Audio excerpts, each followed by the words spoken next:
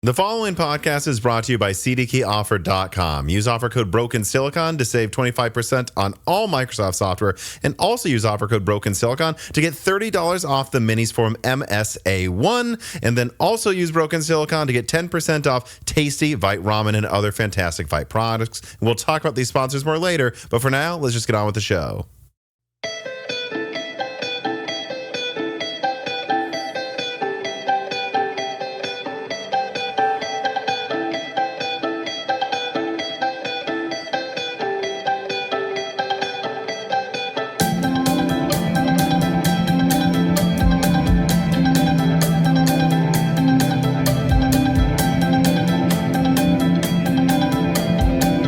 And welcome to Broken Silicon, a gaming hardware podcast. I am your host, Tom, and today I'm joined by somebody that I feel should not need any introduction. You've been on many times before, but, just for completionist's sake, who are you, what do you do, and what makes you continue to be so interested in gaming hardware? Oh, yeah, sure. Well, I'm Bryan Heemskerk. I'm the art director at Massive Damage Games. I've worked on games for, I guess, closer to 15 years now. And I've loved games my whole life. And for me, it was always the pinnacle of art versus art and technology and how they come together to make unique and interesting ideas. And I always thought games are the most complete media, but they kind of have the potential to be the most flawed. Movies you can see and hear into a world, music you can hear into a world, but games you hear, see, and play. But then you have opportunities to be, fail on all three fronts as opposed to...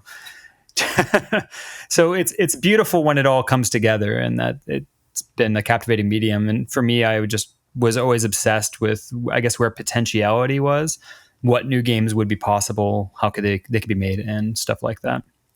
Yeah, I mean, I'm sure there's a lot to polishing a game versus a movie and the final stretch. And I'm sure you could argue, much like in how you can maybe save a bad movie by editing it well. You could certainly cut sections of a game, decide to just remove an entire mechanic, find it works well if you do that. But that's like 4D chess versus 2D chess. I mean, Editing a movie, and I can say this as someone who edits my own content all the time. There are some videos where I'm like, I don't know if that turned out as well as I wanted, but if I just edit it perfectly, throw in something that ties something together, you can really turn a movie into something, as long as it's just paced well and makes an okay point.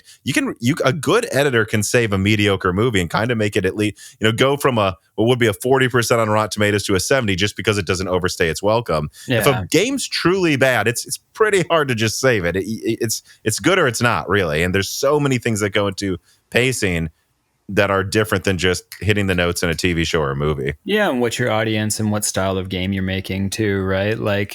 The different audiences in gaming have different levels of patience. There's going to be the strategy sims and the turn-based people, and then there's, Fortnite and all the other stuff too, that different user bases. So you can, for sure. And with games too, you have the opportunity to save things with last-minute optimizations that improve performance. You also have risks, for sure, because some stuff you do just blanket affects the entire game. Mm-hmm. Oftentimes if you're editing something in Premiere or whatnot, it's not like you make one slight adjustment unless you slide it all down. Sure. But I was going to say that unless you slide it all down. But if you make one adjustment to, color correction or something at one point, it doesn't mess it all up on the other side. But with games, you can do one adjustment that breaks everything. So you got to be a little bit more careful in that regard.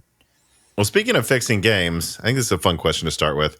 Unless Loggins writes in, he says, "Hello, Bryan and Tom. Here's a lighthearted question. If you receive the opportunity to develop a new entry for an existing video game IP, and you have full control over development and the timeline of the project, what would you do? This could be a chance to resurrect a forgotten IP, fix a franchise with poor yearly releases, or make a sequel to a legendary game that nobody else is making.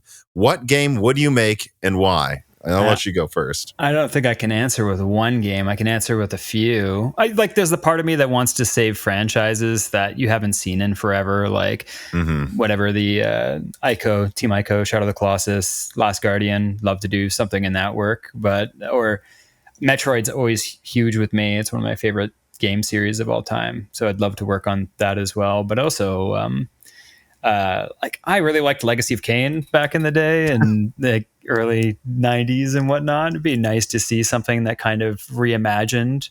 My thing is this: I want to work on 5 things before I die.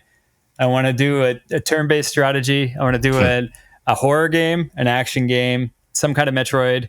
Could be like 3D Metroidvania or whatever. It doesn't make a difference. For me, it's like, I just want to hit a bunch of genres and have released something in those spaces. It's kind of cool that like the creator of Silent Hill worked on Gravity Rush and things like that, you know, where you get a huge change of pace and the tempo of, I guess, and the feel of the game as well. Yeah, I bet a lot of people that think about and work on games eventually want to try horror because it's one of the ones that's like the hardest to get right because it's so much more than just good gameplay. Because if there's too much gameplay, it actually isn't fun. But then there are some horror games where the horror is just me getting annoyed that I have to hide under a bed 10 times in 5 different rooms. Yeah. So is that what makes you think about horror? Because it's like, we've all done this. We play a horror game and you're like, oh, why'd they do it that way? I have my like thoughts and obsessions about specific horror games. Like one thing I like about Japanese horror games versus Western horror games is they typically they tie like monsters to audio, and then they have like an audio cue for everything, and then they cue it whenever they have that entity come in. Like it's what they did with The Grudge, and they do it in other things in movies where they have that sound, and then even when they're on a bus and they're technically safe, the sound comes and you don't feel safe because they've conditioned you through the experience to the sound, similar to the Silent Hill bells. Or they have in Fatal Frame, they have like a lot of they'll have initial, like, I guess, Japanese small village cult ritual things that they do, that they play, and those things kind of can creep you out when you're not expecting to. There's something I like there. I also think you can be overpowered in horror a lot of times. Like, you're never afraid at the end of a Resident Evil game, no matter what they throw at you. Not if you've done a good job now. When you've upgraded your shotgun to like the widest profile and it just cuts things in half when you go through, then the game's not scary anymore. Also, this is controversial because it's against ease of play and player accessibility, but I think losing save progress is a big thing for horror games, because I remember when I played them, and if you get to like a boss you didn't know you were going to encounter when you walk into an area, and then you're thinking like, when did I save last? When did I save last? When you're in the conflict, it does something to you. It makes the fight more intense, creepier, and it's not something I'd ask for in every genre, but there's something about that with horror. And then there's the opposite, like when I was playing the Medium, and I guess it's coming up because Silent Hill 2 Remake is done by the same team. So I guess it's some of my fears leaching into that too. Yeah.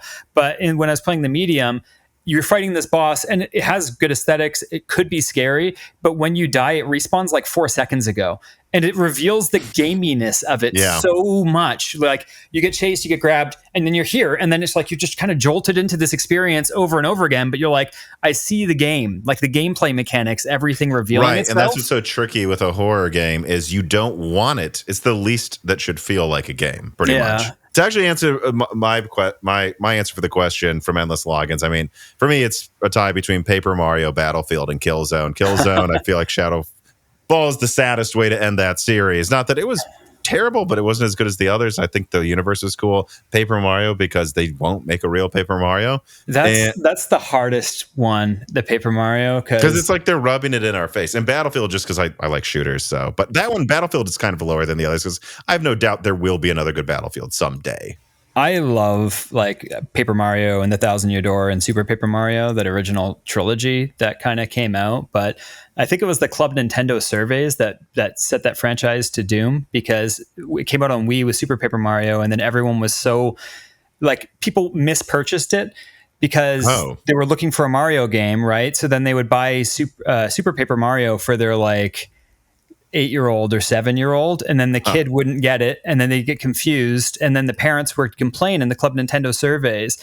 So then Nintendo was like, no story. This is what I think was what happened. I think I saw that on like some Did You Know Gaming or whatnot, but it's kind of tragic that they were stopped from making games like that, because, you know, my wife and my youngest just played the Thousand Year Door and Super Mario RPG together, and the Thousand Year Door is the most oddly existential game about paper characters that exist. Is that the one where there's the robot with Princess Peach? Yeah, that's the robot on the moon. And it's like these fundamental like Stanley Kubrick-esque scenes that I loved when I was little, but looking back on it, it's like they really shot for it here with some of the concepts in this one. Yeah, it's deeper than you would expect while completely being silly, and that there's something beautiful in that space. So I could see why you'd want to make one. Well, let's move on to the first subject then. Compress AI Blocks writes in, and he says, Bryan, what are your thoughts on the PlayStation 5 Pro? I think it's just priced stupidly, but besides that, it seems smart from a design perspective.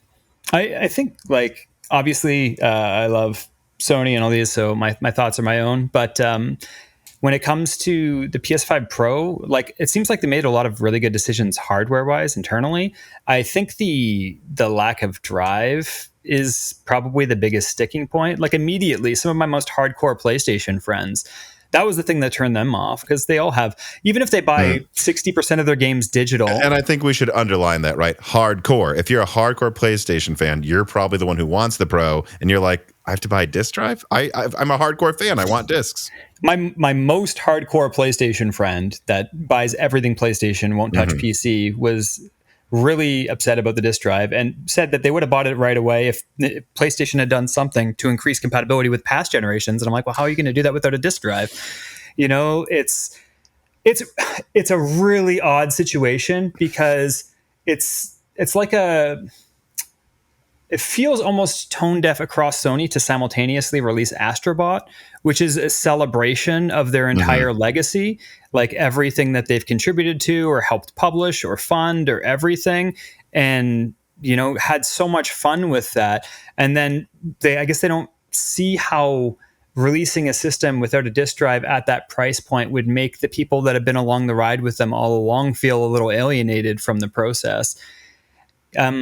Especially, I think there's been a little, like, some people are digital ride or die, and some people have been a little burned by the 3DS eShop and what's tried to happen with a few of the other digital platforms, like just missing parts of their library. Because, I mean, some old games are good, and there's going to be the 60 to 70% of people that are just on the new game cycle for sure most of the time. But every once in a while, you want to jump back and play something old, and if something blocks you from that progress, well, you can add a disk drive to it, right? I think we have to separate the value from what they're doing. You know, it's not like they're phasing it out. It's just, well, it's a test. If you want it, you want to pay $780. You have to pay $780.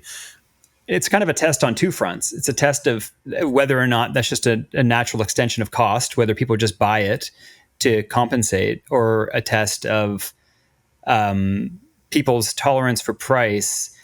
I think that the price is an interesting point of it, though, because it's hard to imagine Sony isn't seeing what's happening elsewhere. Like, even if you look at 60 compute units, right, in the PS5 Pro, which is roughly equivalent to a 7800 XT in terms of compute units. It's a newer architecture, but it's a very similar.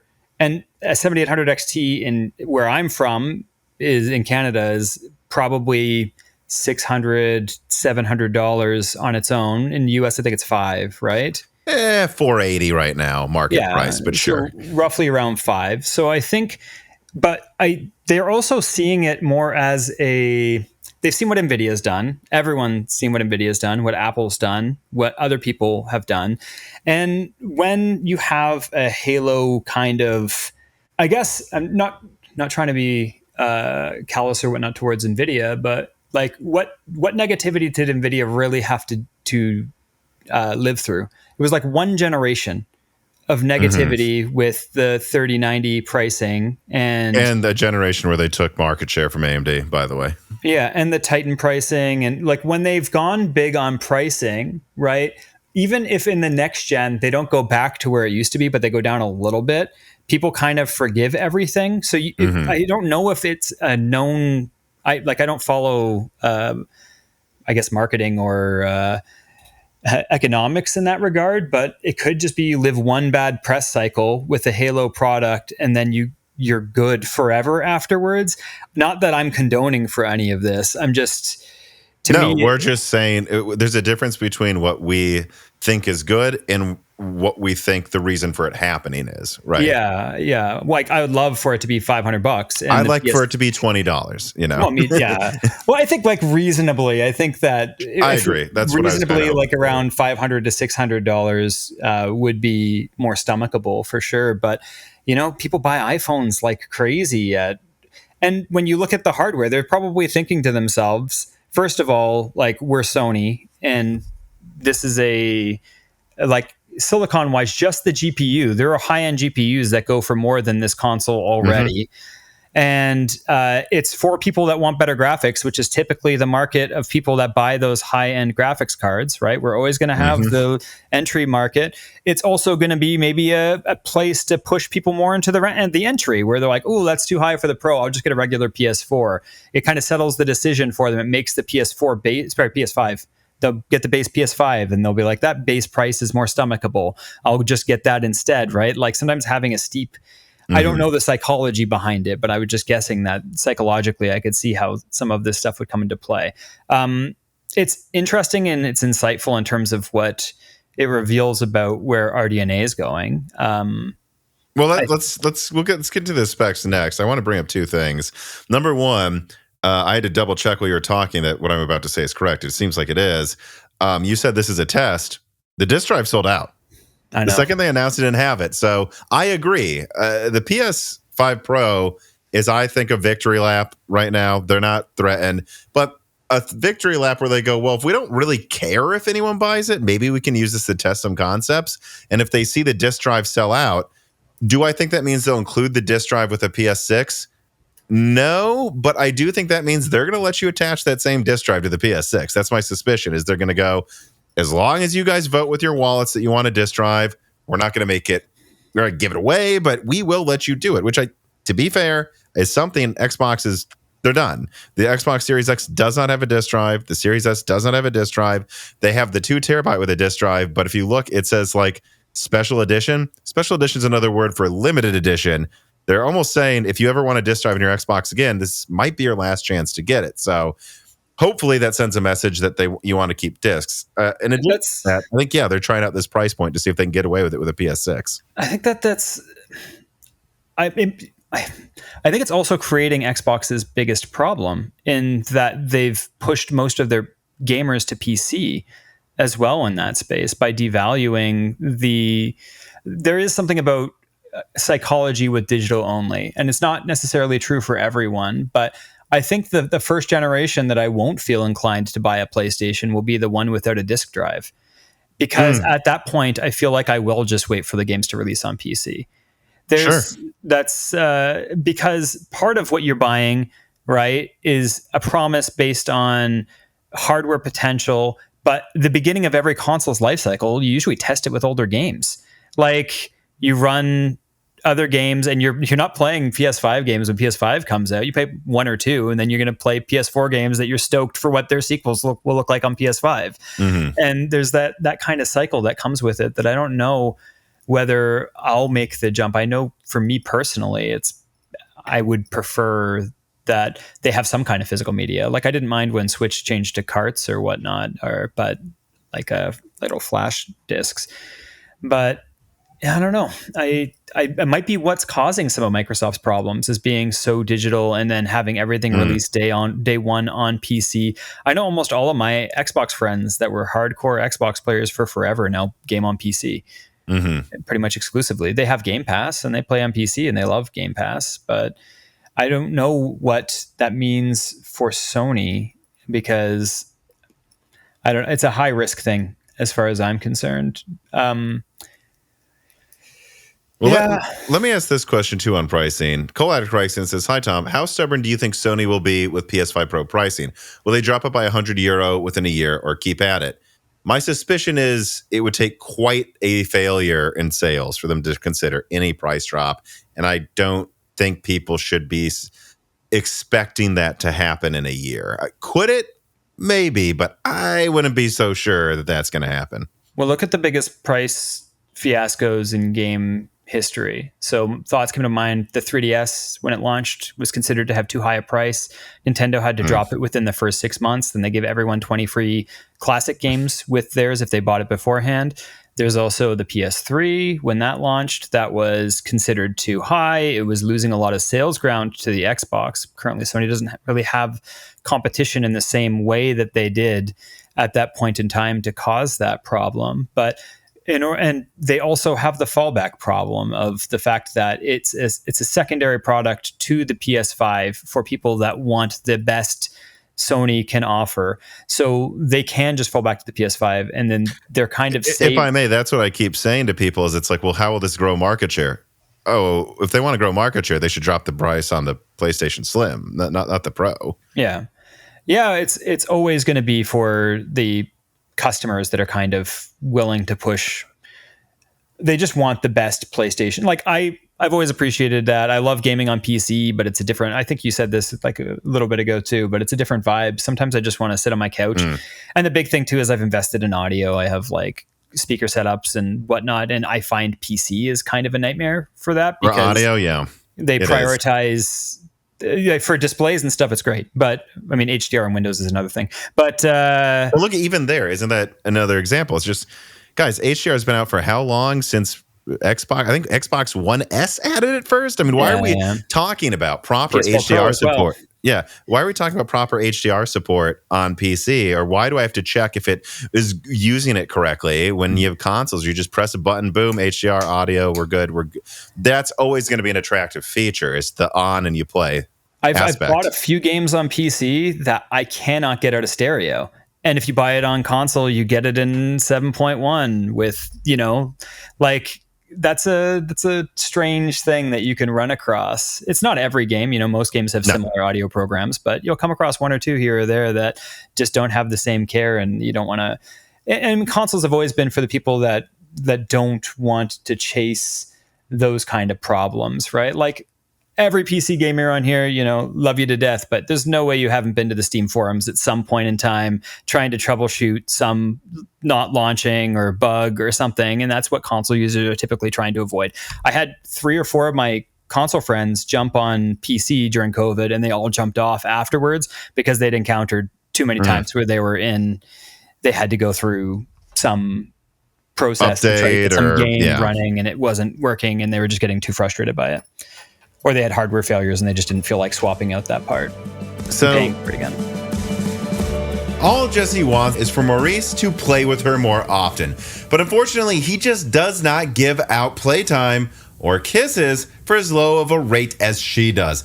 And I think she's just going to have to deal with that. But do you know what you don't have to deal with? Paying too much for Microsoft software if you go to CDkeyoffer.com. This piece of content is sponsored by CDkeyoffer.com and their back to school sale. Whether it's Microsoft operating systems, Office products, or even many of the latest games, CDkeyoffer.com provides PC gamers with a product this community deserves. Amongst endlessly elevating component costs, fair pricing on Microsoft keys is one thing that we at least should get, I think. And the Moore's Law is Dead team has been working with CDkeyoffer.com for a very long time. And that's because they're good to me, good to Dan, good to about a dozen family members of friends of mine that have used their services. And they've been really, really good, most importantly, to the Moore's Law is Dead community. So support this channel by using offer code BrokenSilicon to save 25% off Microsoft software, or you can also use Die Shrink to save 3% off everything else on the website like games. Using either of those codes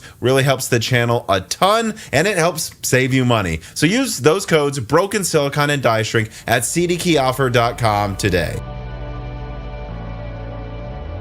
Aiden writes in, and he says PS4 Pro was around 15% of the lifetime PS4 sales. And I'll point out here that launched 3 years after the base PS4. This is launching 4 years. Yeah. So will Sony be able to reach that sales ratio with the steep $700 price tag on the digital PS5 Pro? So this is my hot take here, is I don't know if Sony cares. They designed the PS5 Pro in case Microsoft launched the Elite. They never did. And so I think Sony said, well, I put a video out about this. We designed the thing. It will market GTA 6 and other games. We can just say we have the best version. I don't know if I think too many people are like, will they be able to get to 15, 20% of sales? And they're forgetting maybe Sony doesn't care. Maybe they're only going to make enough for it to be 5, 10% of the PS5 sales. And it's their way of going, this is the people that like the PS5 a lot and have the money, they will upgrade. This is the thing to market GTA 6 on and kind of rub it into the competition that we have the best performance. But we're never intending this to be the thing that most people buy. I think there's another component to it too, that what mid-gen refreshes are to me is that as PC's gotten more visibility, primarily through streaming, YouTube, Twitch, so on and so forth, right? There is a temptation, right? Because people are more aware of the secondary nature of their experience compared to when we were growing up. And if we were growing up, right, it's like you'd play a game, whatever, like Killer Instinct or something, and then people would be like, it's way better in arcade. You're like, well, I can't buy a $2,000 like arcade machine and put it in my house for one game, right? Like it was a non-event. But now what happens is people will have a game that they're playing, right? And it used to be even you had the mystique, and we've lost a bit of the mystique with the PC crossplay, because now they can see Ratchet and Clank on PS5 and then they can see it run better on PC with someone streaming it on some other thing, and then they feel a little let down by their own experience, right? Like there's moments like that exist that didn't exist when exclusivity was tied to a console, because you just never saw it in another space. So if you played something like Death Stranding or whatnot at the time on PS4, you're like, this looks insane. Or The Last of Us Part 2 or 1 or whatever, you're like, this looks insane, and you didn't have anything to compare it to. But now you have something to compare it to. And then you also have people playing games, multiplayer games at higher frame rates on PC. So the mid-gen refresh to me is almost putting off those people from being tempted towards PC as well. Like I see, which it is as a small group. They have money, but they actually really do prefer the experience, and that's why they will not get a PC if you give them this as an option. If you give them as an option, but if you leave it too long without giving them that as an option, they might go to PC. And these are probably the people that buy 10 games a year, not 3. So exactly. It might be worth keeping them in the ecosystem. But yeah, it's a really interesting thought. Well, and also like they have to watch more people going to PC, because I mean, anyone who makes games knows there's like, you lose rev share to whatever store platform you're on. So whether you're on PlayStation Store or Steam or Epic, right? You have to be aware of where that percentage of the cut is going to, right? So for Sony, it's big to keep that in-house, because when they sell the games on Steam, when a game is older, right?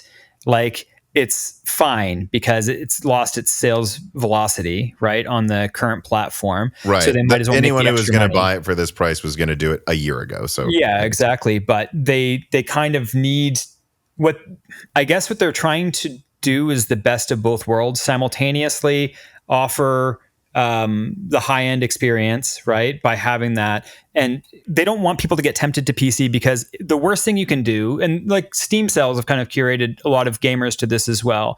A lot of people have stopped buying games at full price unless it's something that they know doesn't shift price. Like Nintendo has this advantage across the board, because when a game's launching at a Nintendo price, gamers expect that at most it's going to go down $10-20 ever. So if they don't want to wait 4 years to play a game, right? So they'll pay that price. But when you know a game's going to be $9.99 in a few years, or if you know that it's going to be on PC in a year and a half, right, you might be less tempted to pick up a PlayStation. And then they want the people that are already on PC.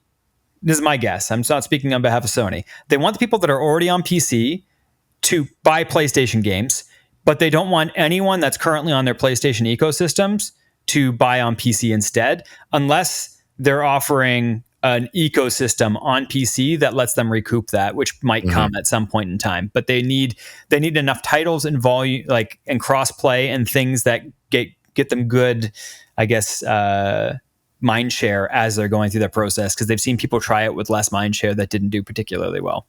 All right, so you mentioned high-end experience. I want to talk about the specs a little bit here, which, to be fair, the last time you were on, God, I don't know if I had quite put out the full leak with like the documentation and the proof yet, but I think we had a vague idea of the specs that was pretty much in line with what happened months later. So I think we were pretty much on the same board there ahead of time anyways. But James Prendergast writes in and says, regarding the GPU performance in the Pro, the one thing I see people getting confused about is raster performance, which they say plus 46% at least, as opposed to the RT performance, which is 2 to 3. I see people shooting for the stars when reaching for a desktop GPU to compare against. Therefore, the maximum uplift in performance can only be 46% because any RT improvement is less than the maximum raster render per frame. Am I wrong that if the game is running at 100 FPS rasterized, adding RT will only make it run at a lower FPS? Well, technically, yes. But if you improve from 20 FPS to 40 FPS using RT, then that's your 2x game.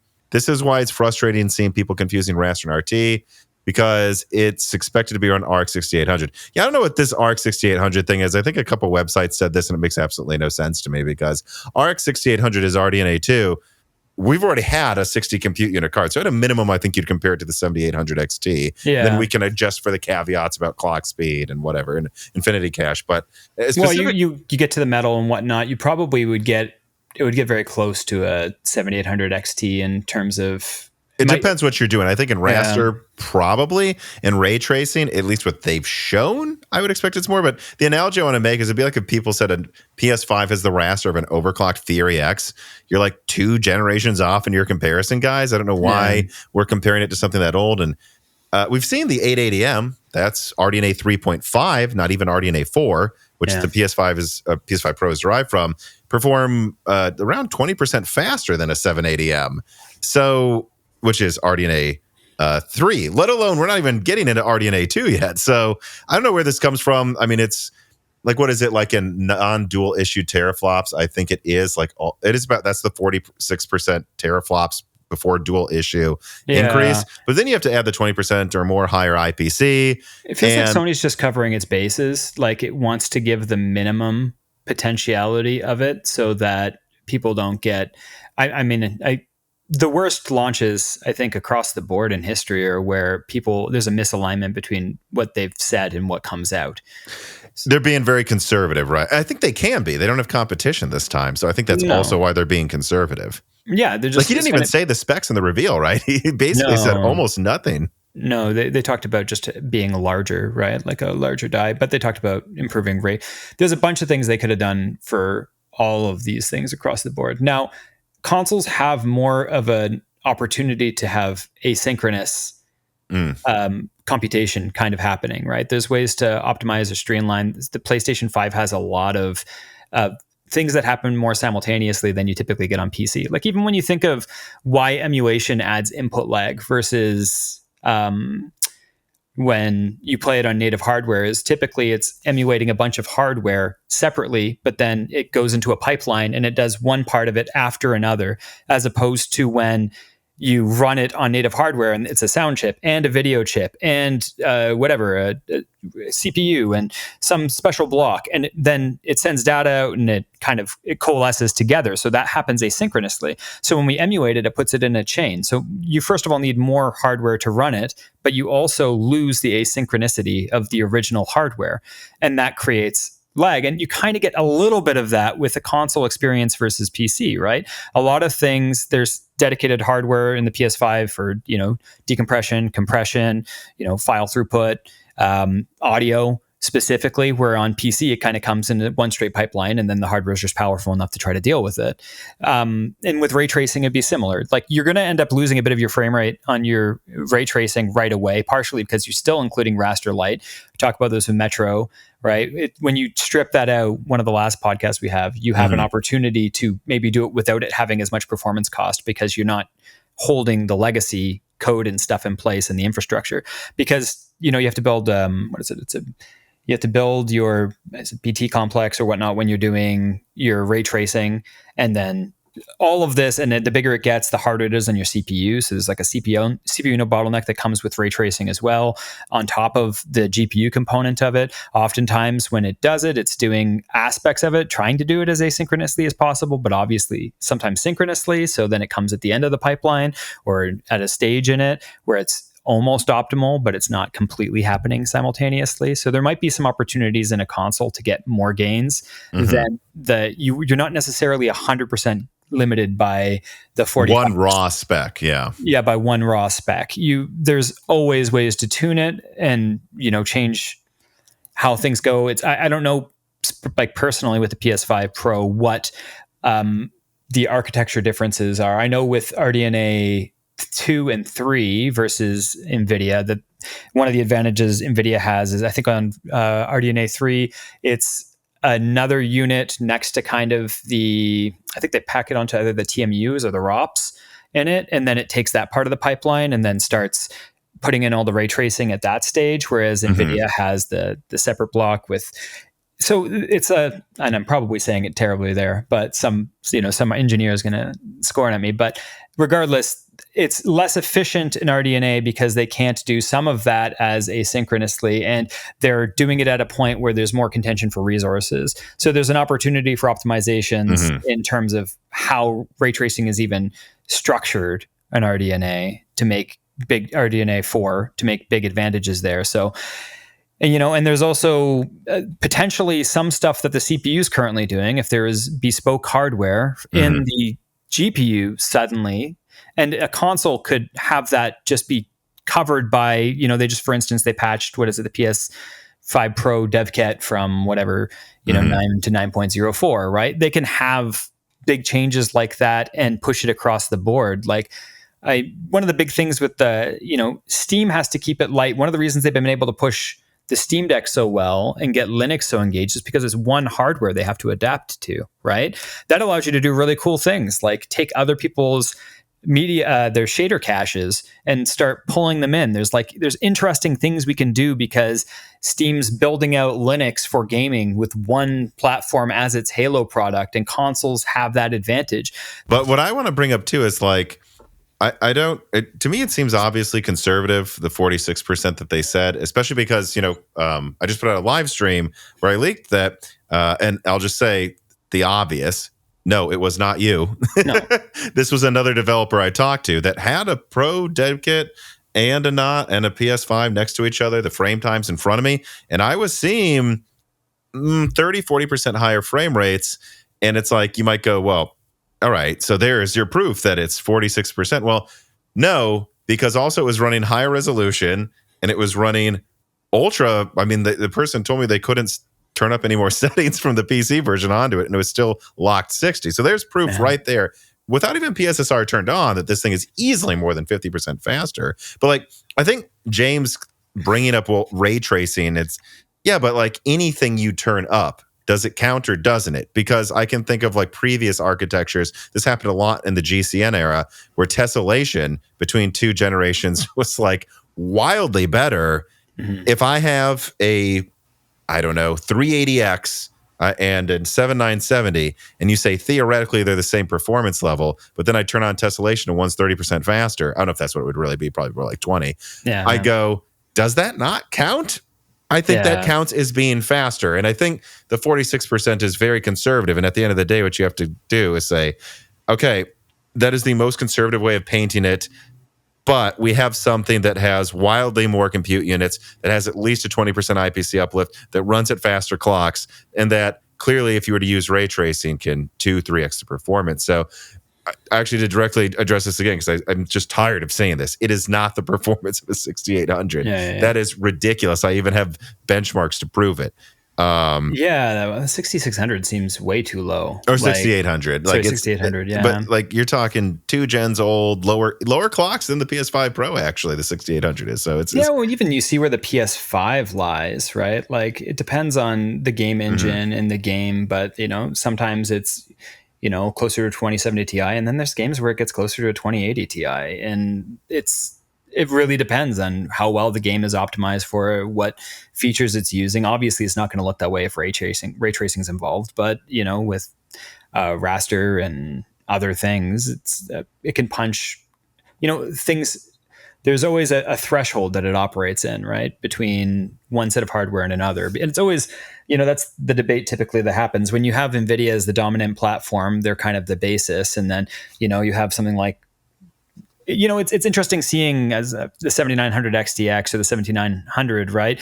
And then you get one run of games for a while, and then it's punching above 3080 Ti, 4080 Ti, and then you get another run of games Super, like 40 Super. 4080 Super, and then you get another run of games where ray tracing is kind of more involved, some other things happen, and then it's punching well below, and it's good to be the baseline for sure for someone like Nvidia, but it's or Sony, or Sony, right? And Sony will be able to do things like, how many of our game tests are on Ultra when we run benchmarks and whatnot, but they would just change one setting. It has an outsized effect on how efficiently it runs. The visual difference between high and ultra on some games is almost impossible to see. On other games, it can be steep. It really depends on the game. So wait, I want to move on to, I want to put a bow on this part of the conversation before I say this, and then I'll ask the next question as well. But I think it sounds like you think the specs, the design looks well thought out,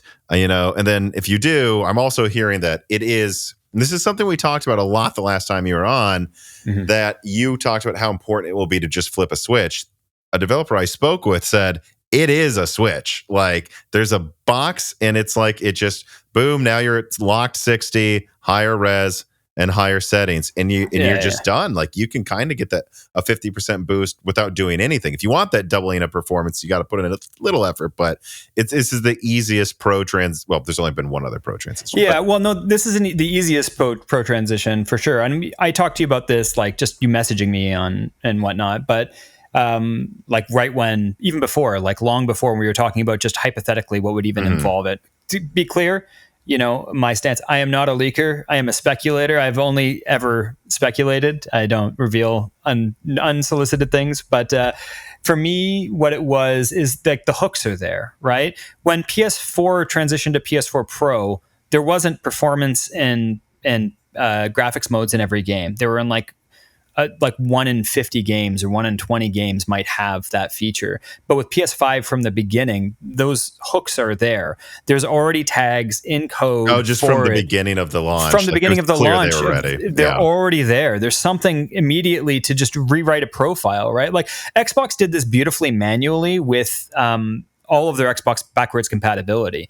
When they did, it was crazy. They looked at the renderer, that how it was happening, they grabbed where it scaled specific things, and then you had Panzer Dragoon Orta and Ninja Gaiden running at 1080p or 4K suddenly, like so clear, just grabbing the right part of where it was making the right calls and scaling that. That's a lot more work than you already have tags everywhere in your code for performance. You have profiles for these, and then you just change what those profiles are. If they're present, you have some games already have 4 profiles. They have the 2 that the OS toggles immediately, your graphics and game developers have the opportunity now to grab those and change what they are, because that's if this case default this, if this case default this, right? And they can take advantage of both of those. But so this is going to be the easiest transition ever, because I'm like all the infrastructure is there for them to just grab all of the right calls and just make those changes, so that you just change your profile and it works across the board. You have to QA it again, maybe, right? Like a little bit at the very least, because some there's settings, probably a minimum certification, because they would do something like that. Well, not every, I don't know if gamers know how much how uneven scaling is across their hardware when resolution increases. Like, I think we think it's more linear than it is. Some things are free with resolution changes, and some things are insanely expensive. So like your geometry, like in your geometry pass, it doesn't really matter what resolution you render it at. It can be, it's essentially already being done. Your geometry one pass, you can output that at any resolution. But when you're talking about alpha blending, then resolution goes up exponentially in cost, because you can have, something transparent in front of something transparent in front of something transparent. And now it's blending quantities of pixels that go up. It's exponential. Up. Yeah. I feel like we're dancing around this a little bit, and or at least it came to my mind because again, I keep saying a developer, that's all I can say. Another one I have spoken with recently talked about how they had realized recently how much effort had gone into like Xbox backwards compatibility. Like the team there, like, yes, it was easier for them than the PS3, but they really did put in the effort, and Sony should be looking into poaching some of those people if they haven't gotten it working, although I personally think they have, for PS3 backwards compatibility yet. But I just want to, are you surprised there still is not PS3, PS2, PS1 built-in, open, backwards compatibility added or not? Because my personal opinion is they've got it working. They're just not letting us. Well, yeah, they probably do, or they at least have it working in a big group of titles, and then they're determining whether it makes sense to do it or not. I mean, I know there's been like certain CEOs at Sony have been more against or for their classic library, right? Which is, it's just interesting with seeing Astrobot, which is just, obviously trying to warm the hearts of every person who's ever touched a PlayStation in their life. And Xbox is always, I think I said this like on the first Broken Silicon I was ever on, but they've treated their ecosystem like an API more than a game development experience for forever. And that the backwards compatibility thing just, looped into that.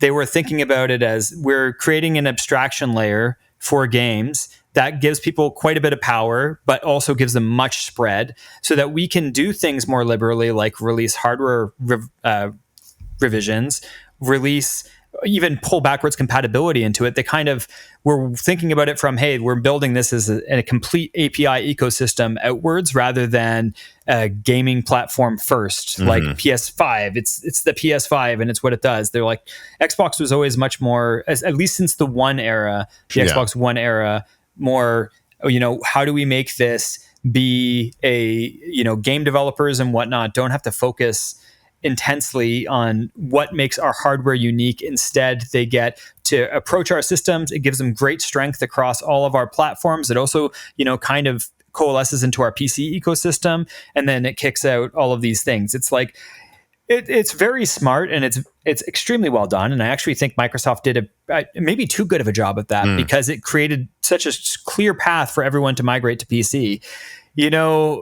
It sucks that, Lost Odyssey and some games didn't come with you when you want to transition, because there's a lot of classic Xbox games I absolutely love. And, my kids wanted to play Naruto Path of a Ninja, which is like this weird Ubisoft Naruto game that they haven't played and that it was people like gamers like, but it only works on Xbox 360. Well, so I wish I could play Resistance 2 again or Resistance 3, but they don't have it on anything. And that's where I'm like, well, if they're holding back backwards compatibility so they can sell it to us again, which probably knowing Sony at this point, sure, but they're not selling it to us again. So that's so odd. And don't you think like if they would have announced, even if it's probably artificial, PS5 Pro backwards compatibility included, even if you still have to buy a disk drive, like wouldn't that itself make a lot of people go, oh, I'll get it. I'll get the $700 one. And they still haven't, right?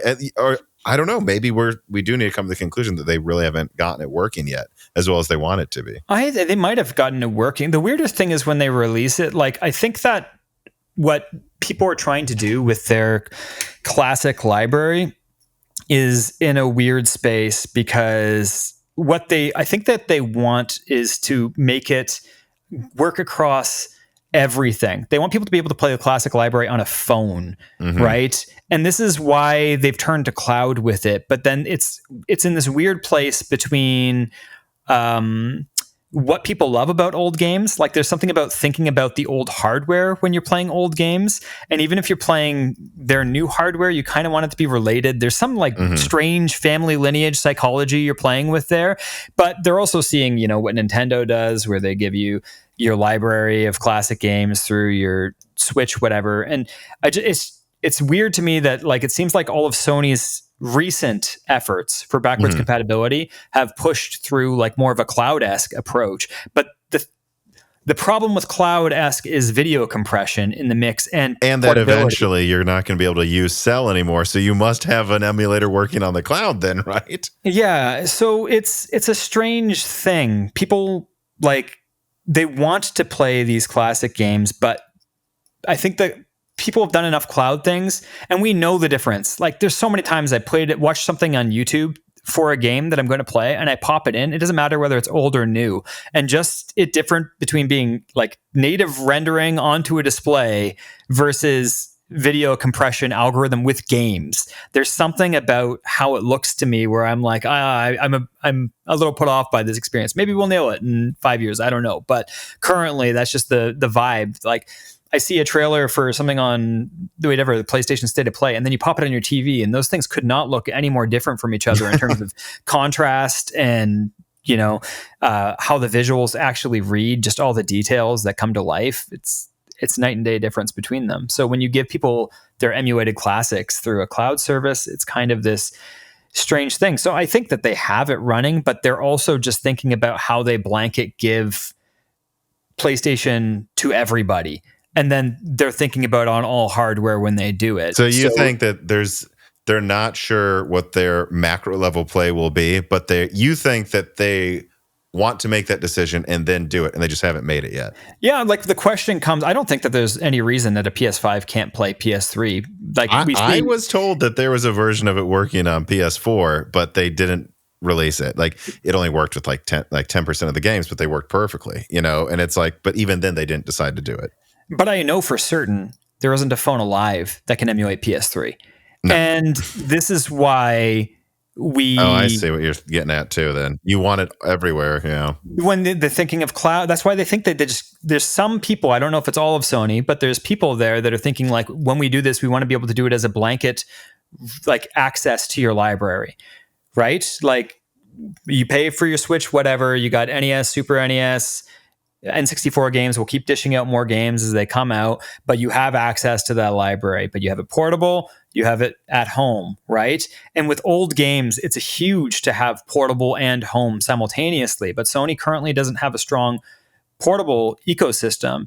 So their only option is release a portable or get something working in app on phone. And then all they can turn to is cloud. But if they turn to cloud, then your input lag and whatnot is going to be so variable on a phone out in who knows where. You need it to be able to run natively. So sure, they could do PS2 and PS1. I mean, some PS2 they might have problems with on phones. But you think they might be trying to prepare for some macro PlayStation classics everywhere, and they don't want to do that until they have multiple pieces of hardware able to do that, and they're sure how to monetize it. Well, if you look at like Game Pass, and I want to be clear here, I'm not insulting Microsoft. I love them. Like, I love Microsoft and Xbox. What they've done for indie games in the last like 20 years is remarkable. There's so many games that started up because of their efforts, and they're wonderful people that are so front facing. And I've had nothing but positive experiences dealing with Xbox as a corporation whenever I've had to deal with them as a game developer working with developer them. To them. Yeah. They're such great people, and they really do care about making good indie games and good games and trying to create an ecosystem for them. But one of the things that they're kind of running into comparatively is so Game Pass proved a strength and a problem simultaneously. It's two things that are revealed. There's a beauty to like being able to play games online with your friends, right? And not have to worry about who owns things. I play games online with my PlayStation friends and my PC friends and my Xbox friends. And my Xbox friends on PC is actually my best group to play with because we all always have the same games. So, like every time I played on PlayStation, there's one friend that's like, I don't feel like paying for this or whatnot. And then you lose friends, and then it's spottier to try to get your play sessions together. And it's a little bit more trouble. And, PC the same when the games. But the second that it's on Game Pass, so that works great with multiplayer games. It was probably I don't think it was particularly the best decision for Hellblade 2. Right? Or for... That's not what that's for, yeah. But what it does work well for, that kind of library format works well for classic games, having access to classic games, and it works well for multiplayer games that would be close to free-to-play, but not full free-to-play anyways. It works beautifully for that, and it doesn't work great for the single-player massive games, right? It's a conflict of interest in those spaces. So I think to some extent, Sony might be learning from Microsoft's lessons. See. Like how to make this its own feature and do it right. Well, how to make a digital service that's worth its money that isn't hurting all of its other revenue streams. Classic games might be the way to do that. Classic games, and potentially maybe also close to free-to-play multiplayer. Not free-to-play, but close enough, right? Like, that's the right space for it. And that's what Game Pass is the best at, to be perfectly honest. When you're playing a game that you wouldn't have paid attention to or paid for outright, there's been lots of gems I've found on Game Pass in that way. And then the other one was just multiplayer, having the same games as my friends. But, it probably stopped me from buying 10 or 15 games already otherwise that I would have just bought outright at full price. I didn't buy them because they were on Game Pass. And a lot of devs are complaining about that right now. Like, they're like, we don't even make money on Xbox if we launch it there. So, it's a double-edged sword. That's your point though. Sony's like, if we do this right, it will work. If we do this wrong, we'll kill our business model. There's a lesson to learn in it, right? So it's like, and once again, Microsoft makes a lot of really good decisions too, and they're good people, but I think they've proved that certain things work well in this ecosystem and certain things don't. And we need to start, and if you want to protect your revenue, you need to think about what you put there. Not that the service shouldn't exist, but what goes in that service and what's separate from that service. This piece of content is brought to you by the Minis Forum X7 Ti Adaman Mini PC. The X7 Ti is the world's first Intel Ultra 9 AI mini PC with a 4-inch touchscreen on the side that has flexible usability. It also has an Ultra 9 185H processor, speedy Wi-Fi 7, quad screen display capabilities, and it also has Windows Hello, dual M.2 SSDs, and even the ability to use Oculink to add a dedicated GPU if you want to. If you'd like to support Moore's Law is Dead and check out this awesome product, please click on the links in the description, or if you actually want to buy it, use the offer code BROKENSILICON to save $30 off the Minis Forum X7 Ti. Doing so helps the channel a lot and saves you some money on a cool product. So check out the Minis Forum X7 Ti today. All right. Endless Logins writes in again. It says, is Sony's next move to release a GTA 6 trailer with the text that says, day one release on PlayStation guaranteed. And he says, I'm referencing the fact that some devs are struggling with Xbox support. What I'm using this to lead into is the last episode, because I listened to part of it when you were on, the last time you were on while I was preparing for this. You said, Xbox, and this is, I don't think this was you making a firm prediction, but we talked about Series S issues it was having. There was one line you said at one point where you said Xbox Series S should be strong enough to ride out the generation. Do you still think that? Because I'm speaking for myself, it's getting worse than I expected it to get right now. Series X or S? S, because you have developers. Did I say that? I don't remember. I was always. It was not like you came in and you said, "Tom, I'm going to make an argument." I think I asked you about its issues, and you're like, "I was 1 out of 3 lines you said." And you're like, "Yeah, I don't know. I could see it riding out the generation." Can you see that? Because we have developers on record saying they can't make this game run on it. I guess. I'm surprised if I did say that, because I do know that you didn't say, Tom, shoot me if I'm wrong. Yeah. You just said, I always thought the S was a little underpowered. Which you did. You did, yes. It came in, it has less RAM, and it came in slightly under the X, right? So the 1X in terms of even total. I'd argue in some ways it's weaker than the PS4 Pro. Yeah, and it's stronger in ways. It's an interesting baseline, but I knew the baseline was going to shift too. Typically when you have the transition, you get a bunch of games that run at higher frame rates earlier on in the generation because they're working with older tools, and all of a sudden they have more hardware. So, but the second they figure out interesting things visually or gameplay logic wise to do with new hardware, then those gains get lost pretty quickly. So you need it to be a stronger. So I don't know. I think the S was probably too weak, to make it. And too little RAM for sure, right? Too little RAM, too weak to make it through this entire generation unscathed. It's going to just keep sacrificing resolution. Actually, this is something I wanted to talk to you about. I think the reason that game developers are so in love with scalers so much, DLSS, FSR, XESS, is it doesn't hurt their artistic intent as much.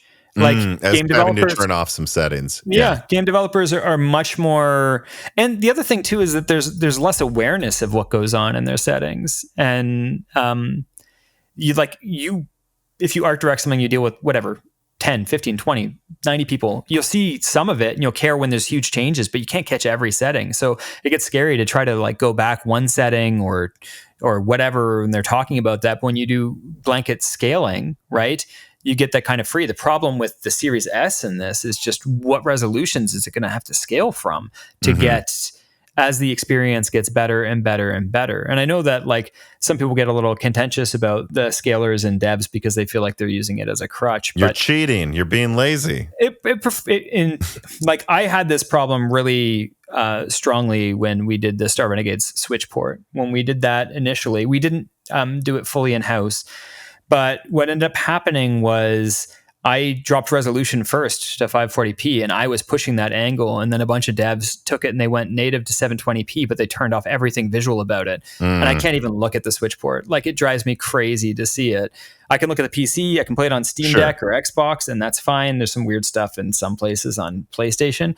But when I see the Switch port, it makes me cry because all of my intent is stripped out of it.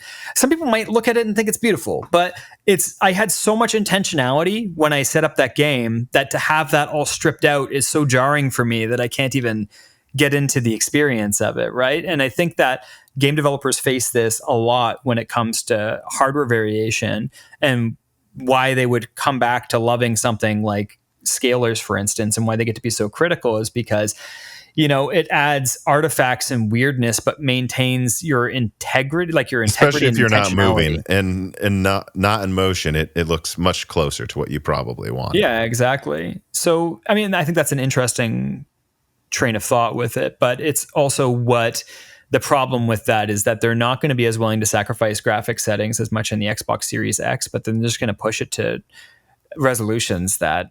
Well, that's what I was going to bring up, though, here is it's funny. I responded to someone in the YouTube comments today who said, oh, come on. You have to admit that Series S is at least stronger than the minimum requirements for PC. And I'm like, I don't think it is. And I just like, all right, I'm going to go to Steam. What's the first game that pops up that's recent? I guess there's a sale on Ghost of Tsushima right now, Director's Cut. I'm like, all right, let's look at this. Minimum requirements, 5500 XT, a 5.5 teraflop RDNA.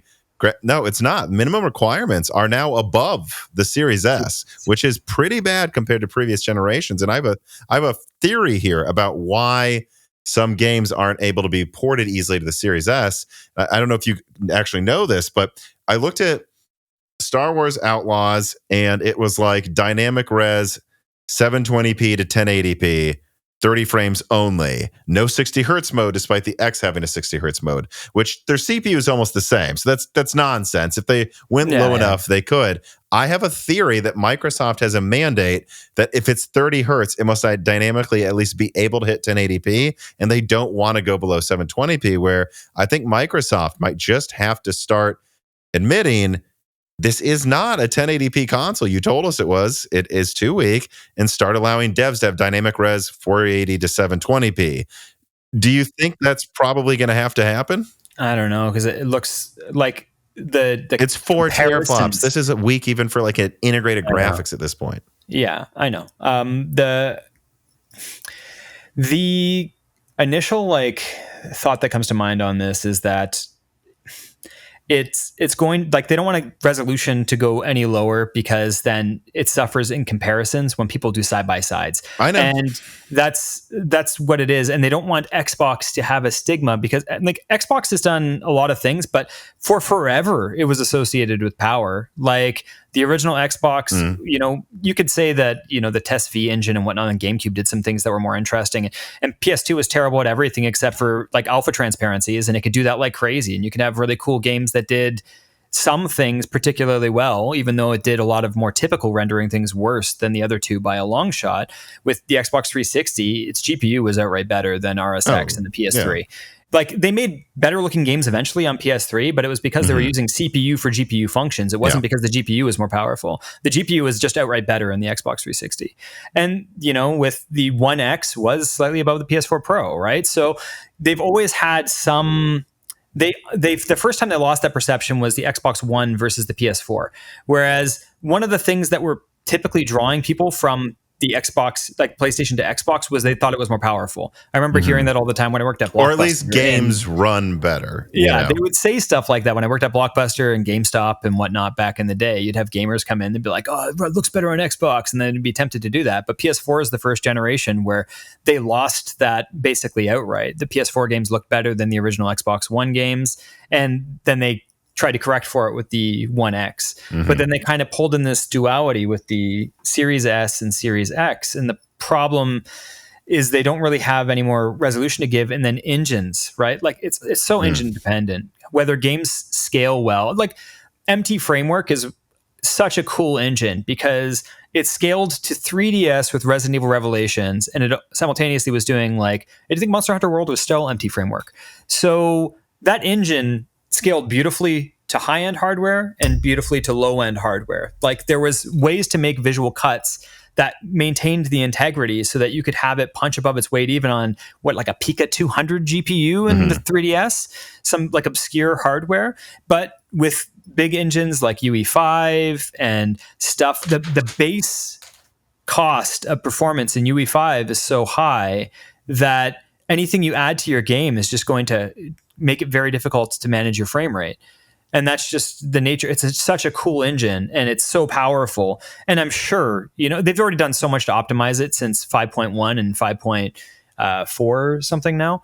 But still, like it's a visual first engine and gameplay first engine that makes it heavier, but it kind of brings the Series S to its knees.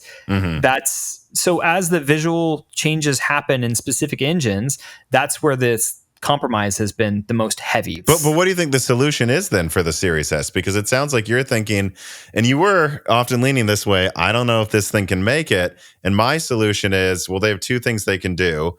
They can say, well, three things. The first one is they can say it's just not on Series S, but that's 80% of Xbox sales. I don't think they really can viably do that. And that'd be slap in the face of their fans, 80% of their fans.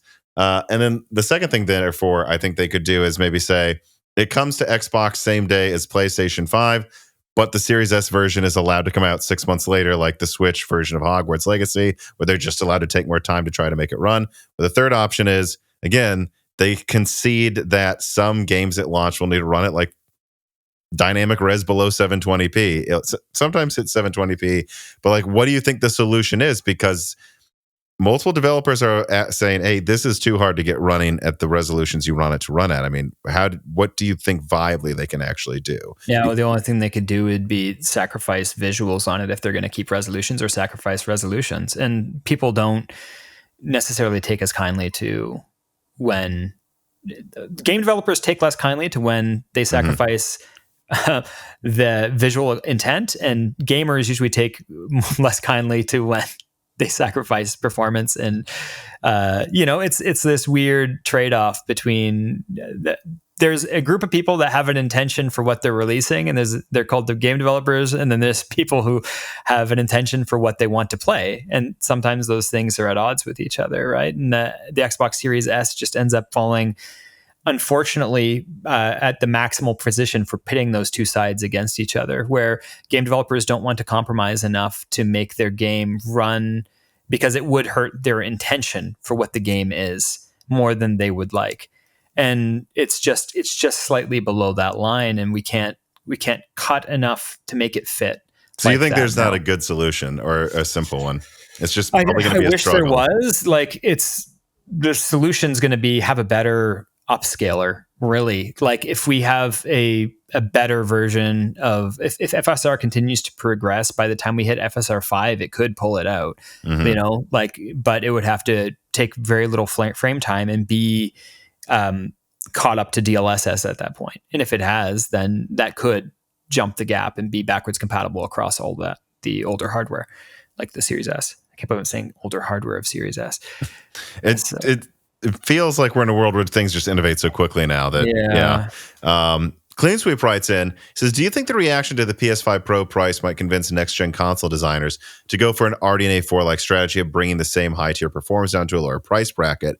Or if game devs not yet hit a technical limit that would force console makers and or publishers to go with these graphics are good enough. Now let's just make the hardware cheaper, like it sounds like AMD is planning to do with their next generation of RDNA. And there are other people asking as well, is this an opening for Steam and the Steam Deck to go for like a cheaper console that takes market share from Sony?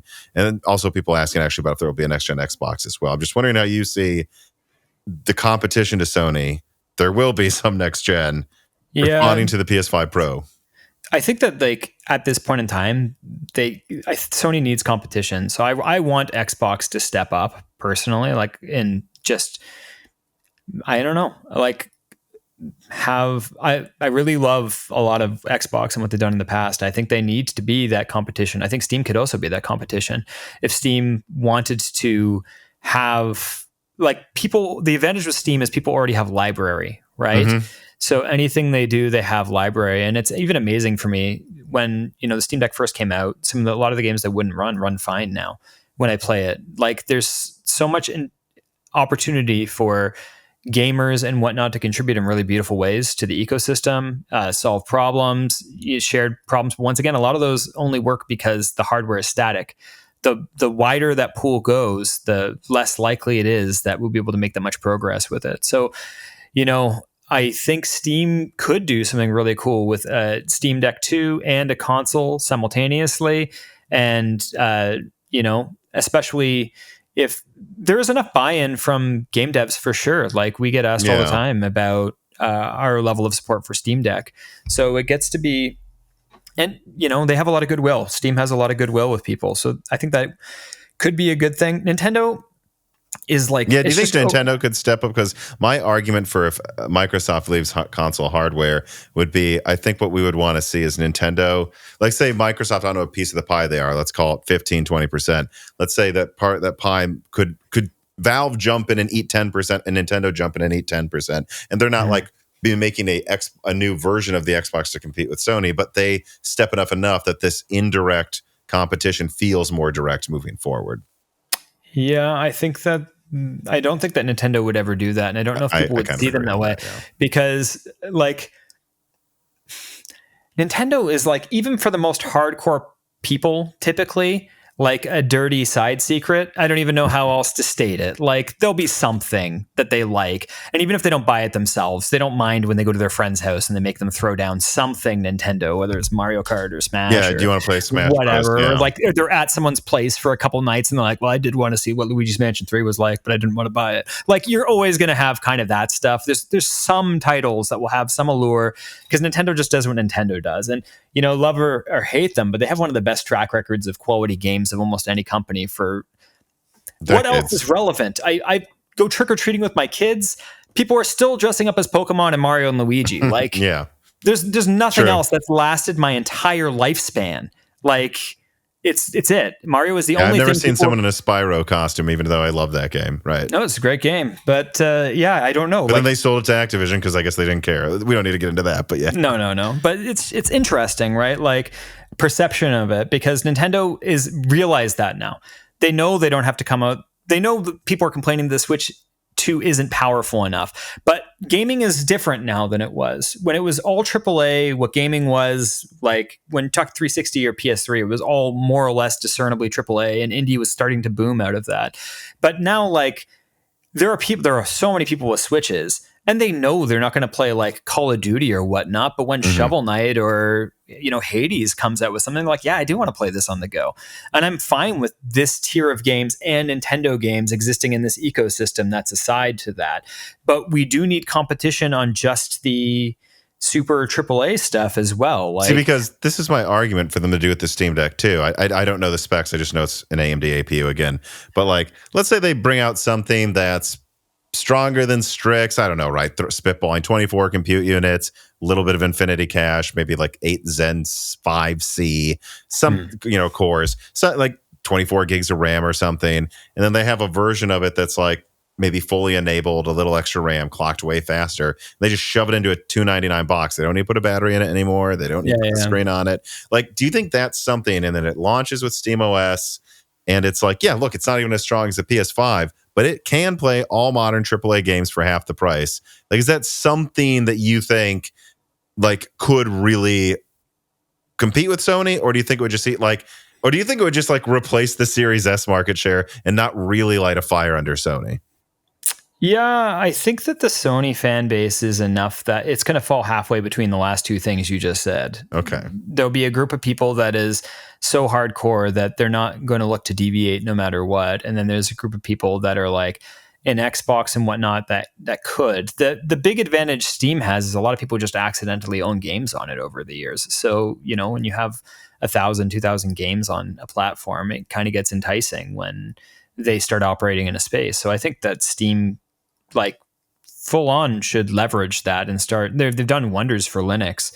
They've made Linux more feasible for sure. Well, over the I'm last glad you mentioned years. that, because the reason I want it to succeed, some sort of true competition to Sony SteamOS device, is because I feel like Xbox has always been this distraction from making Windows gaming work well. I mean, look what's going on with Windows 11 performance lately. Well, yeah, I was thinking the same thing. Like And Windows. SteamOS could fix that, right? If SteamOS competes with Windows, maybe we could have competition for Sony and Microsoft. Well, it's kind of interesting because like one of the big things that Steam Deck does, like it punches over its weight a lot of times with and eliminates some stuttering that exists in PC games because of the DirectX 9, 10 to Wine, right? Translates it to Vulkan. It's an on-the-fly translator, but Vulkan has a 20 times throughput for draw calls versus DirectX 10 and 9 outright. So what ends up happening is when you run those through there, you actually get just the fact that even though it's translating and there's a performance cost to translating, the gains you get from going from like a 20x increase in draw calls suddenly is enough to like make performance all around pretty good. And there's interesting things like that are happening with the Steam Deck, where we have kind of like an archaic nature in some old DirectX APIs and things that carry through. There's some, strengths and weaknesses with DirectX 12, right? That we can eliminate or work around. It's an opportunity, right, to have this intervention layer that translates, and then we can start creating a more optimized experience. And like Microsoft fully needs this to kind of make sure that DirectX is this place, because what's happening with PC is interesting, but like having that much variation in performance with Ryzen from what is it, 23H2, 24H2, and from then installs that are even the same one. I mean, it's just crazy. Oh yeah, or just throwing Windows 10 in the mix all of a sudden and realizing Windows 10 had a lot better performance in some games, right? It's a problem. When I think of the Windows ecosystem, you start thinking of like, okay, they keep adding ads and then they do this and they do that, right? Like, and this is the thing about ecosystems, right? You have operating systems, you have ecosystems, you have APIs, you have optimizations that come through all of these things. And like I said, I think optimization gets a bad name because it's 5 things that everyone says is one word. So we get really confused as what optimization even means. There's many things that affect, how you get to that performance. Yeah, how you get performance, right? And some of them cost you things and some of them don't. But regardless, we've never seen Ryzen optimized for in Windows. And I think we're finally starting to maybe see that AMD has enough market share now to start adjusting that. Mm-hmm. But they didn't for forever. So we don't really know what a 7800X3D does versus a 13900K, because we've never seen them in an ecosystem that's perfectly set up for both of them competing against each other. It just really hasn't been that way. It's, there's everything still uses the Intel compiler. Engines use the Intel compiler. And there's probably, it might not be intentional or mean-spirited. It's just, there is opportunities that people have when they're making specific software. They take them and it benefits most of their audience, so they're happy and they don't want to look back. And then we end up with 10, 15 years of that, and you end up with hardware that's not favorable for competition or for ARM to step into it or for other things like that. We end up with that kind of ecosystem.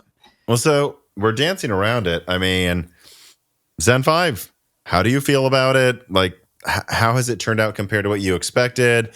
You already pretty much said what you think about Windows 11 failing to consistently match Windows 10, I think. What do you think of Zen 5? And what do you think? I just put out these reports as well, and I've seen other people say the same thing, that like Zen 5 is selling incredibly badly. I think that, oddly enough, this I've never had a conversation so I guess economics focused with you compared to like this one seems more economics based, but I think AMD really hurt themselves with the 3Ds because not that they're amazing. I love them. Like I have a bunch of them and they're great. Like that's one of my favorite CPUs ever. 5800X3D, 7800X3D, lovely. 7950X3D. You know, that's a little fickle, but it's still great when you get it working for you. But we've trained them. It's like what we were talking about with Sony and that it's what Sony's trying to avoid, right? Is what some other competitors and friends and whatever have done. Like it's kind of what Microsoft has accidentally done with Game Pass. And they have to be careful because we are trained now to be ready for the 3D. And all of us are. It doesn't matter if I may say, how stupid is it that they don't seem to have realized that Zen 4 started selling well when the Vcache launched. It was selling better than Zen 5 is now the whole time. But like, and I want to be clear about what I mean. It's not that when the X3D models came out, those sold well with Zen 4. They did. It's that once those came out, the non-X3D sold well as well because people finally knew what their options were. Well, it's also that there's a little bit like it's more across the stack now. Like 5800X3 launched 5800X3D. We didn't know if it was possible with all models. Now we've seen 7600X3D. We've seen 7800, 900, yes, 50. So what happens is that people don't mind getting Zen 4, right? But they want to get it real cheap if they didn't get a 3D. That's what I've found. Like I know people that have picked up Zen 4 CPUs and they love them and they're great. But they were after the 3D came out and they got a really good deal on them. And they were super happy with them after that. They're kind of like, oh, I don't really care about the 15% performance, but that's only because the 3D existed. Like, and this is, now we're trained for this. We know that there will be a 9800X3D, a 9950X3D, so on and so forth. Probably, well, but the 600, I want to emphasize what you just said there. That's such a good point because now there will be people that will go, ooh, should I get the 9800X3D or should I wait another year for the 9600X3D? It's so stupid. AMD should just have the whole, even if they're not launched on the same day, tell us what's going to come out eventually so that we can make a decision. Price makes, I guess, geniuses and fools of us all eventually, when things have been out long enough to sift into their proper buckets. But when they launch, like I just said with Zen 4, they all found their price brackets eventually. They found their built-in systems. They found their marketplace, their deals with Alienware or whatnot to have their niches where people were super satisfied with everything across the entire Zen 4 stack. But it wasn't until after every 3D model had launched and they knew what their options were. Once all of them existed, now we know there's no, am I going to wait? And especially once the 600s came in, because then it really, like, I don't want more than 6 cores. I think that it's going to cover most of my gaming performance. I'm not saying that I do. I'm talking like a hypothetical gamer. You know, I don't want this. I wanted a 5600X, but I just want it to run games really well. Like I want my budget gaming chip to really punch above its weight. That's what I want. And like, that's a 7600X3D for most people, right? So now that they've shown that exists, you're going to have a really hard time selling 7600Xs because that market wants a small chip that punches way above its weight. Sorry, they're going to wait for that one particularly. But that's the problem AMD is facing. I don't think that they can sell their base units anymore the way that they want without releasing the 3D simultaneously and having really clear dividers. And that's just my personal thoughts and speculation. No, but here's something crazy. Thoughts towards AMD or NVIDIA or anyone. I love them all, but I don't know if you heard me say this in the last live stream, but like what I heard is AMD's not sure what to do. Like they've literally sold, like some stores have sold 0 CPUs. Like it's someone said this is worse than Bulldozer. It's bad. No. Yes. In terms of sales, maybe, but yeah. No. Yeah, that's for the company. No, but in terms of sales, it's worse than Bulldozers. There's no point in buying this. And I've heard AMD's weighing, like, should they rush out X3D? I think so. Should they do something else, or should they? I've heard they might consider waiting for Zen 5 to sell through before. I'm like, no, AMD. Learn the lesson you should have learned from Zen 4. Well, you can't do a price drop now. You have to wait till Black Friday at least, obviously. But I think they need to just have a price drop and launch the whole stack right away. And then that's when people will buy all of them, because then they'll know what their options are and be able to decide. But until you do that, everyone's going to be like, but what about a 9600X3D? I don't know if I even want the 9800. Like, you can't do this. Now that it's warming up outside, Jessie couldn't be happier to be jumping around every day in the warmer weather. And it's good for me too. Running around with her, teaching her tricks, that's good for my health as well, not just hers. But all of this gallivanting, well, it takes up time and it pressures me to make my lunches quicker to get moving faster with Jessie every weekend afternoon. And usually quick means less healthy. Well, unless you know about Vite Ramen. This piece of content is brought to you by Vite Ramen. Vite Ramen is a healthy, tasty, and shelf-stable food crafted by an American startup that offers a ton of options for eating healthy, like their classic packages that make it easy to add protein and other ingredients of your choice, and then also their Ramen Go packages that offer a healthy microwavable option for those who truly only have a 15-minute lunch break away from home. And I do need to take a second also to remind everyone that they don't just make ramen. They also have Nano Boost Vitality Powder that I honestly think blows away the health powder competition. I literally drink this any night a broken silicon is recorded extra late instead of coffee. And they also have a collection of silverware and accessories that are always high quality. Like the Goofy Girl DM Nakiri knife, I tried it out. It is insanely sharp. It is probably the nicest knife this household owns. So not just the ramen, although the ramen's great. Everything else on there is high quality, and that's why I've been working with Vite Ramen for so long. I actually like their products, all of their products, a lot. I've never tried something they made that wasn't good, so check them out. And remember that even just clicking on the link in the description helps the channel a ton, and buying some of the special packs through that link helps you save money and support the channel even more. So support Moore's Law Z by checking out Vite Ramen today. I think what they've also done is like, I don't know, I guess Zen's been around enough that we got the paradigm feels in them. So like which gens to skip. Sure. Right? Like I've had lots of people did that with Intel. They would say, yeah, let's skip 2 gens and get this, and now people are getting conditioned to do that. The feeling I'm getting from the 9000 series, the Zen 5, is just a lot of a Zen, well, the 2000 series, Zen Plus.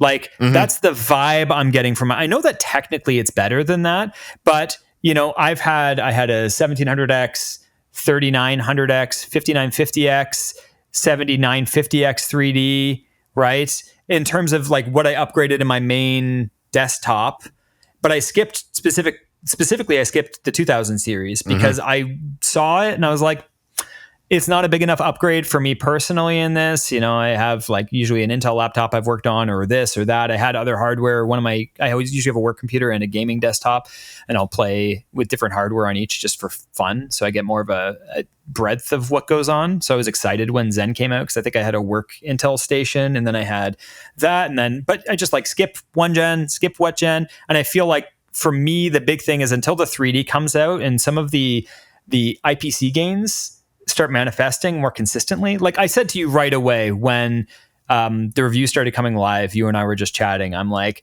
it seems power starved. Like it seems starved and blocked in some way. Like it's odd because in some ways it's performing exactly with the performance increases that they're stating that it has. A lot of individual arithmetic, like different calculations. It's technically faster at those calculations, and some of them should affect gaming. Right? Like, oh, it's faster in AVX. It's faster in, you'll see it in whatever, like your floats, your integer, all of your different instructions for them. It's faster in a lot of them. So the fact that it's not translated into games means that there's either something that's getting blocked in the system. It's also possible that the ecosystem just getting so convoluted that it's hard to have the hardware actually reflect gains, even if there are gains in hardware. There's too many places for bottlenecks and the architecture to get in its own way in the ecosystem to actually liberate the hardware. It's possible that we're starting to see some paradigms like this, and we actually have to start looking at the OS to unpack what's present in hardware. Fully possible. As we get to extremely high frame rate gaming, because, it's also like you look down the benchmark charts, and other than like Alan Wake 2 and like 2 other games, you're running at like 400 to 500 frames in like 10 of the games in the list on Hardware Unboxed. And then is there is there a gamer out there that's like, 500 frames is enough, I need 612? Like, so when you're getting to these, that's where hardware can get in its own way a lot. Like if it misses a refresh cycle in the pipeline flush or something like that, like it misses one part of it, it may not be getting the gains. It's just like there's a timing thing that's happening either in the operating system or the game engine, and it's not able to eke out more frames until we figure out a way to either mitigate it in hardware or offload it in software. No, but it's funny you say this because I had some notes prepared in case we talked about like the CPU performance of the PS5 Pro, because I think people fundamentally don't understand. We argue about, is a 7800X 3D 10%, 5% faster than a 14900K, and we're forgetting the frame rates these things are hitting, like how overkill it is. And I looked it up, and on Tech Power Up's Zen 5 review, I think that means this is worse than what we've seen in recent. This is unpatched then. The 3300X gets 108 frames per second on average. This is a 3.8 gigahertz Zen 2 quad core. Yeah. We're getting 108 frames per second on average. I don't think PS5 Pros have any issue doing 60 hertz 99% of the time because of that. Yeah. And I mean, like, we're getting up to like, and these are averages where, unless you have a BVH structure or whatnot, when you start getting into ray tracing, that's sure. But even then, we're talking higher BVH clocks structure and double the cores. So like, I mean, we're arguing over if we're getting 160 or 200 frames per second half the time. And you have to wonder how many engines are they leveraging these CPUs as well as they can right now? Well, this the visual forward engines versus the gameplay forward engines, right? Like, I don't know, it was F1 and Assetto, whatever, the racing games were running at like, in all the benchmarks, like 400 frames per second or like 300 frames per second minimum. Mm-hmm. And then, no one's going to look at the Zen 5 and be like, that's a bad CPU. It's like, no, that's an amazing CPU. It's whether it's better than the 7000 series for the price. And the thing that's weird about this one is it feels like AMD is saying, no, it is. Like, we're confused, right? Like, it feels like it's that kind of problem where people keep pointing to them and they're like, no, like, we know it's better than what's showing up here. So we're confused, and they're trying to figure it out. And oddly enough, it's like, it's pointed to some problems in Windows that are why fixing. Would you buy this before they figure it out too? Like, why? Yeah, well, early adopters are like typically the ones that end up on fire for various reasons, right? You adopt to something early, you're just asking for trouble. Well, let me ask you this, though. QH Freddy writes in, it says, AVX and AVX2 has steadily crept into games over the last decade. Yeah. Do you see AVX 512 doing the same, or is the lack of a reliable implementation or some other barrier preventing it? Just in general, do you think Zen 5 will age significantly stronger than Zen 4 over time? Could games program around or take advantage of many facets of Zen 5, including programming around C6 to CCX issues, or properly leveraging using two CCXs at once?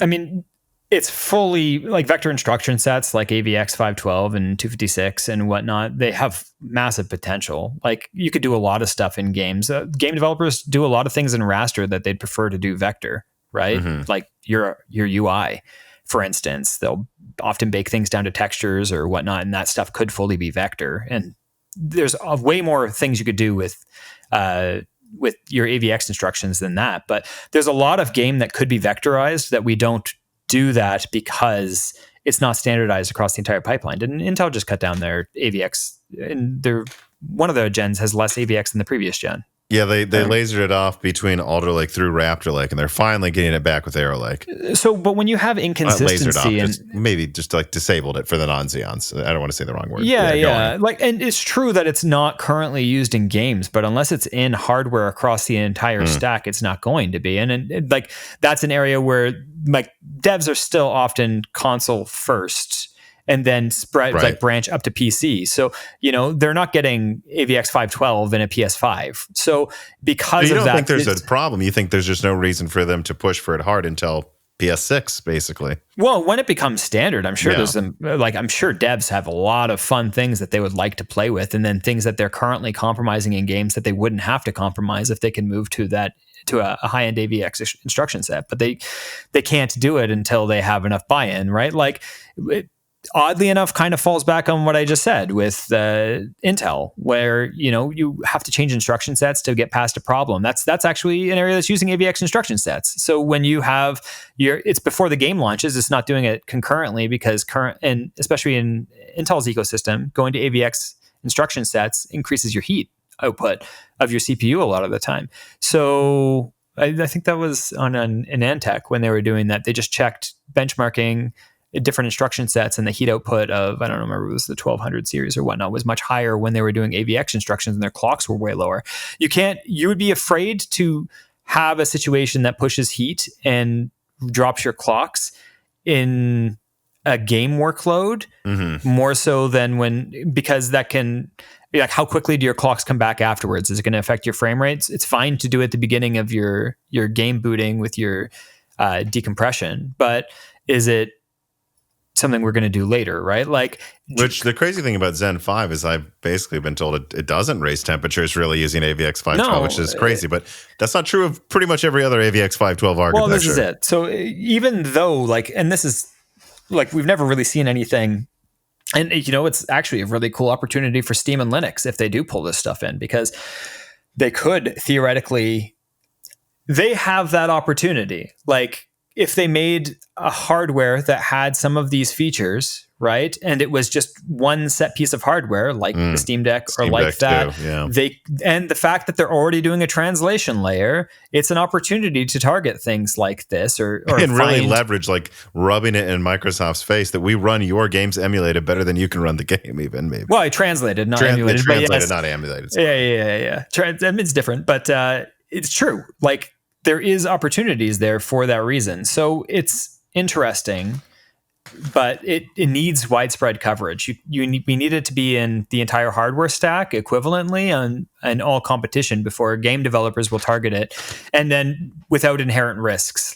We don't want to be QAing if it cooks up your CPU and then someone complains that they have a stuttery frame rate after this part of something that happens in the game. Game developers don't want to have to try to find where the heck that's happening.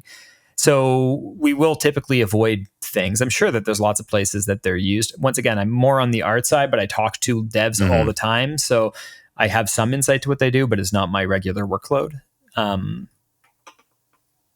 So you brought them up several times. We've got to at least hammer some of these questions that involve Intel. Multinatty writes in and says, "Hi, Tom and Bryan. To Bryan specifically, what do you think of Tom's recent leaks of Intel canceling Royal Core? What do you think is going to happen to the state of gaming CPUs in the next 5 years?" Yeah, we need what's happened. I think you and I talked about this a bunch, but it seems like there's some risk with what's happening in terms of, there's a bunch of people speculating what's going on with Intel CPUs, and until we get some hardcore, super, magnified die shots of what's going on by whatever Derbauer or some person figuring out exactly what's going on with this, it's going to be hard to know how it's degrading, but. It seems like ring bus could be an issue. Seems like just general voltage and how frequently it's fluctuating in voltage can be an issue. If it's the ring bus and that the more cores that it's pushing to along the pipeline, that hurts a lot of Intel's strategy, because they've been scaling up E cores a lot. And instead of P cores, keeping that, because I guess it's just die space, it makes more sense for them to be able to do that. And there was very little gaming gains at that point in time to be gained by going above 8 P cores. So just essentially offloading other tasks to smaller cores almost did as good as having more big cores.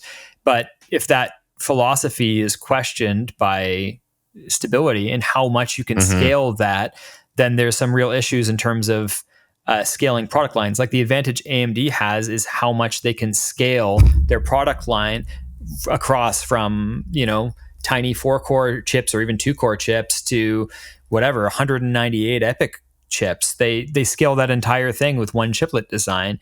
And Intel was looking for a scaling ecosystem like that for sure. And they were getting good results with their E-core, P-core hybridization, and they had Windows optimized for it. They did a lot of things, but it seems like it's pulling a lot of their future lineups into question, because now they're not sure from an engineering front whether or not it's going to cause so many problems down the stack that they won't be able to do that. But then what that does is it hurts their competitiveness with AMD, because AMD can scale up cores, but gaming performance is mostly flat. Slight drops, but mostly flat. But if Intel can't scale up application performance, then that hurts their perception. They need to be able to scale up their application performance, because there's a lot of gaming. I'm definitely one of them.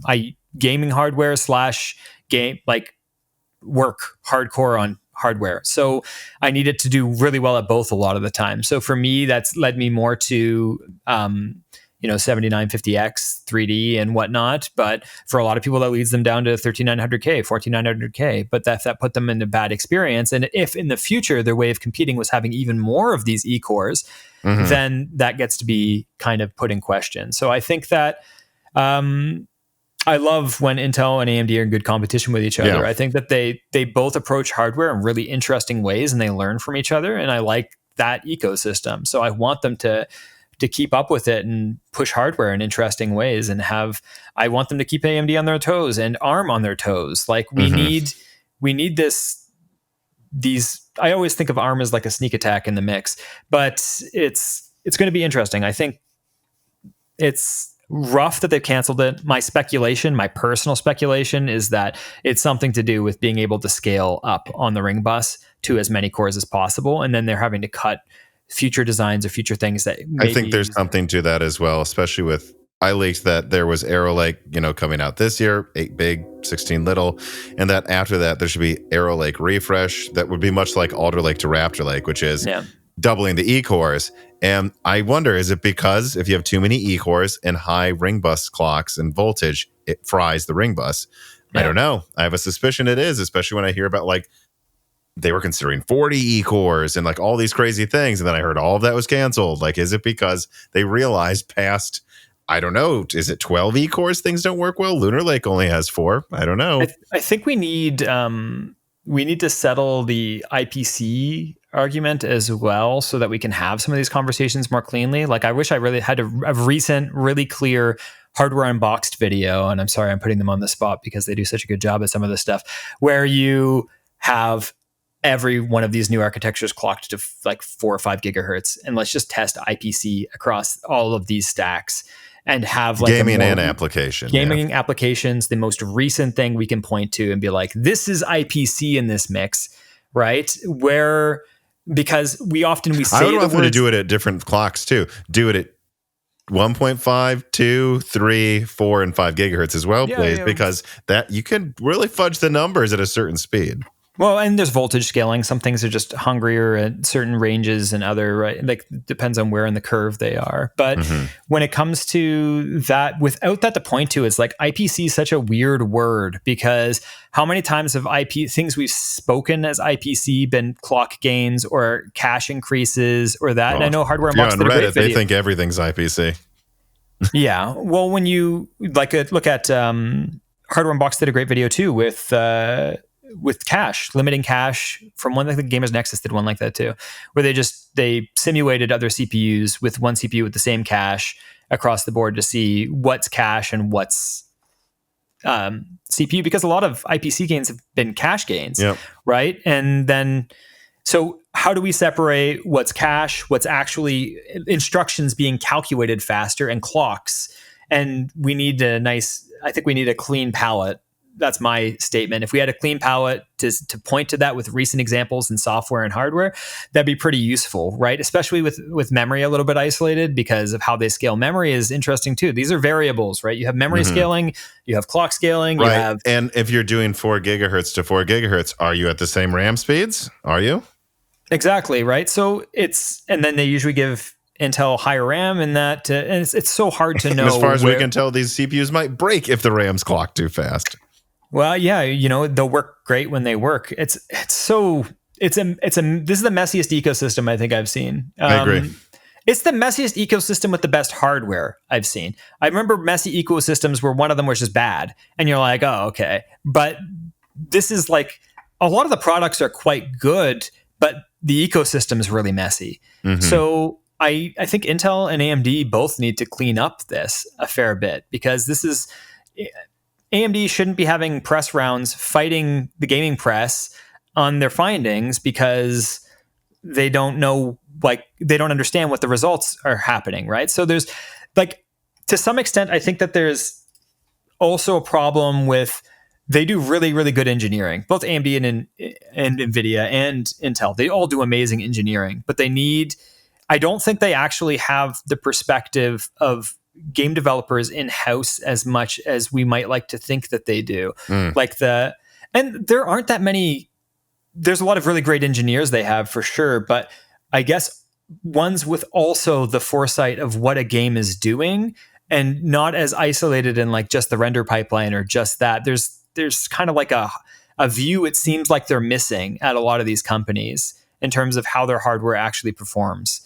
And then that makes them release information that's inaccurate or whatnot. But I don't know. I don't think Intel can afford to cancel their lineup because well, they've canceled Royal Core.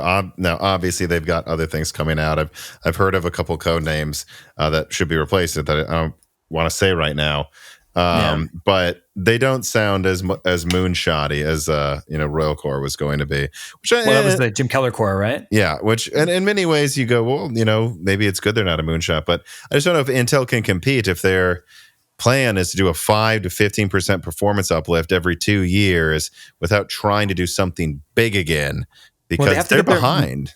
They have to get their mind share, right? And the thing is that without their mind share back, they won't be able to do a paradigm shift like eCores like they did. They were able to do eCores because they were such a dominant player, but they required so much software implementation and optimization. And like, that's part of what cued the change in Windows, right? Like when they have that hardware and they're the dominant player in the ecosystem, they can make moves that allow for new hardware to exist. Like we often attack AMD for its lack of innovation, let's say in the GPU space. Like not me, but like you see people attack them for that, that they just want them to innovate. And then I just think about when AMD did asynchronous compute, true audio, and like Mantle, and they did all of this TressFX. They did like so many things all at once, and none of them got used because they didn't have market share to push them. So now they've been in a position for forever on the graphics front where they've been unable to push their ecosystem, and Intel will fall into that if they don't, if they can't turn mindshare around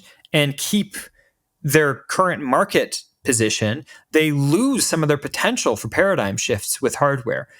And they need that. And I need them to be able to do that. I need them and AMD to be able to do that. Like my favorite place for that is when they're keeping each other on their toes, whatever the market share is, as long as they have the power to push each other back and get some ecosystem support, whether it's through a secondary angle like consoles or whatnot, it just needs to have an avenue to prove what the hardware is capable of.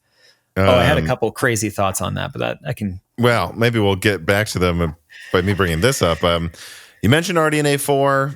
UDNA has been in the news. I was going to separate them into different questions. I actually think they're really linked because I've been trying to get... I just put out a short. We're recording on Sunday the 15th.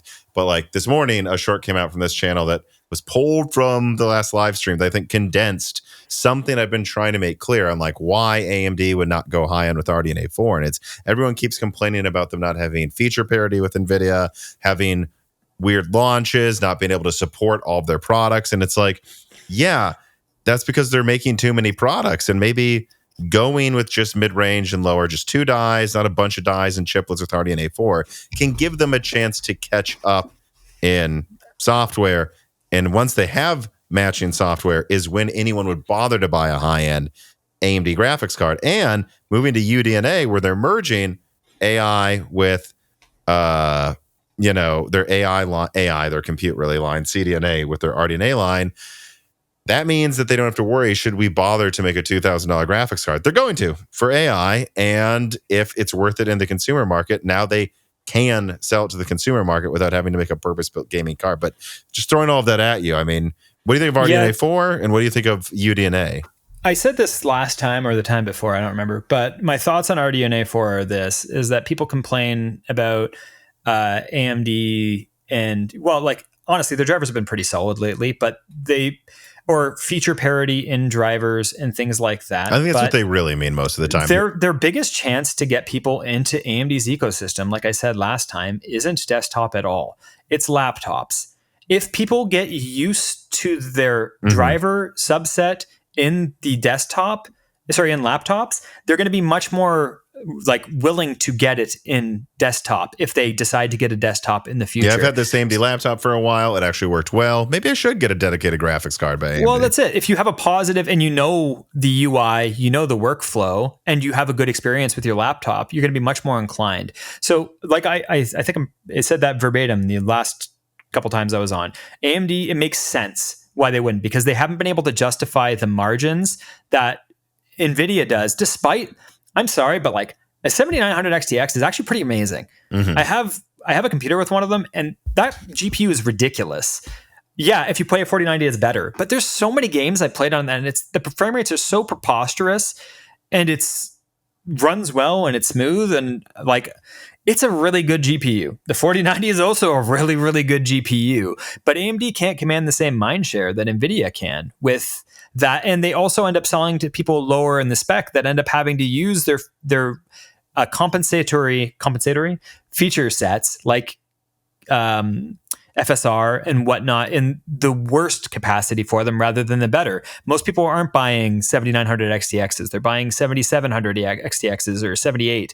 And when they do that, XTs, sorry, when they do buy those, then they're more likely to rely on features that show their weaknesses rather than their strengths. So laptop is an opportunity to push their strengths first and foremost, to push their weaknesses into their strengths, and then when they have enough mindshare, push it across the ecosystem. They had another crazy thought, and this is like bonkers off the wall just this morning, but lots of people make hardware with AMD hardware that has better mindshare than AMD does with their own hardware.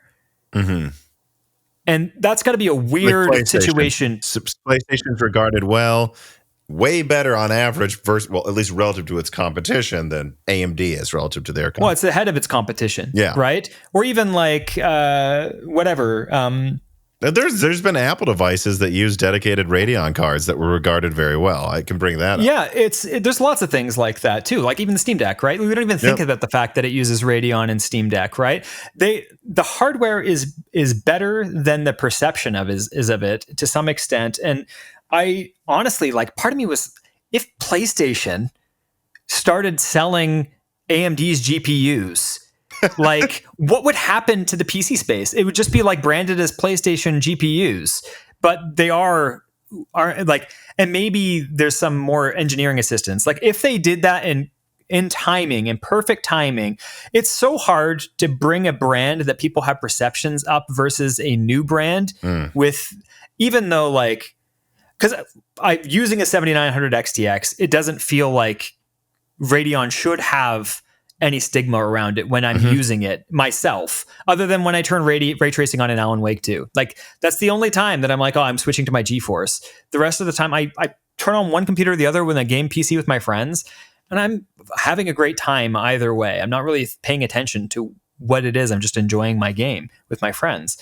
But when it comes to their mindshare specifically, like how do they get the mindshare back? They have to do it in laptops, and I don't know. They've done it with Ryzen. But it kind of feels like you are funneling towards this idea of like, well, they know the PlayStation brand is strong. That, you know, Apple makes their own GPUs now, but it was even strong when Apple used AMD GPUs. There's this problem. The Steam Deck is another good example. It's regarded very well using AMD. Like AMD can't afford, when they look at how many great devices they're supporting, they can't afford to try to make 100 products with an AMD brand unless all of them are perfect. And I feel like that's what they're trying to do with RDNA 4 is we can't afford to do this. We just need to make this perfect and this perfect.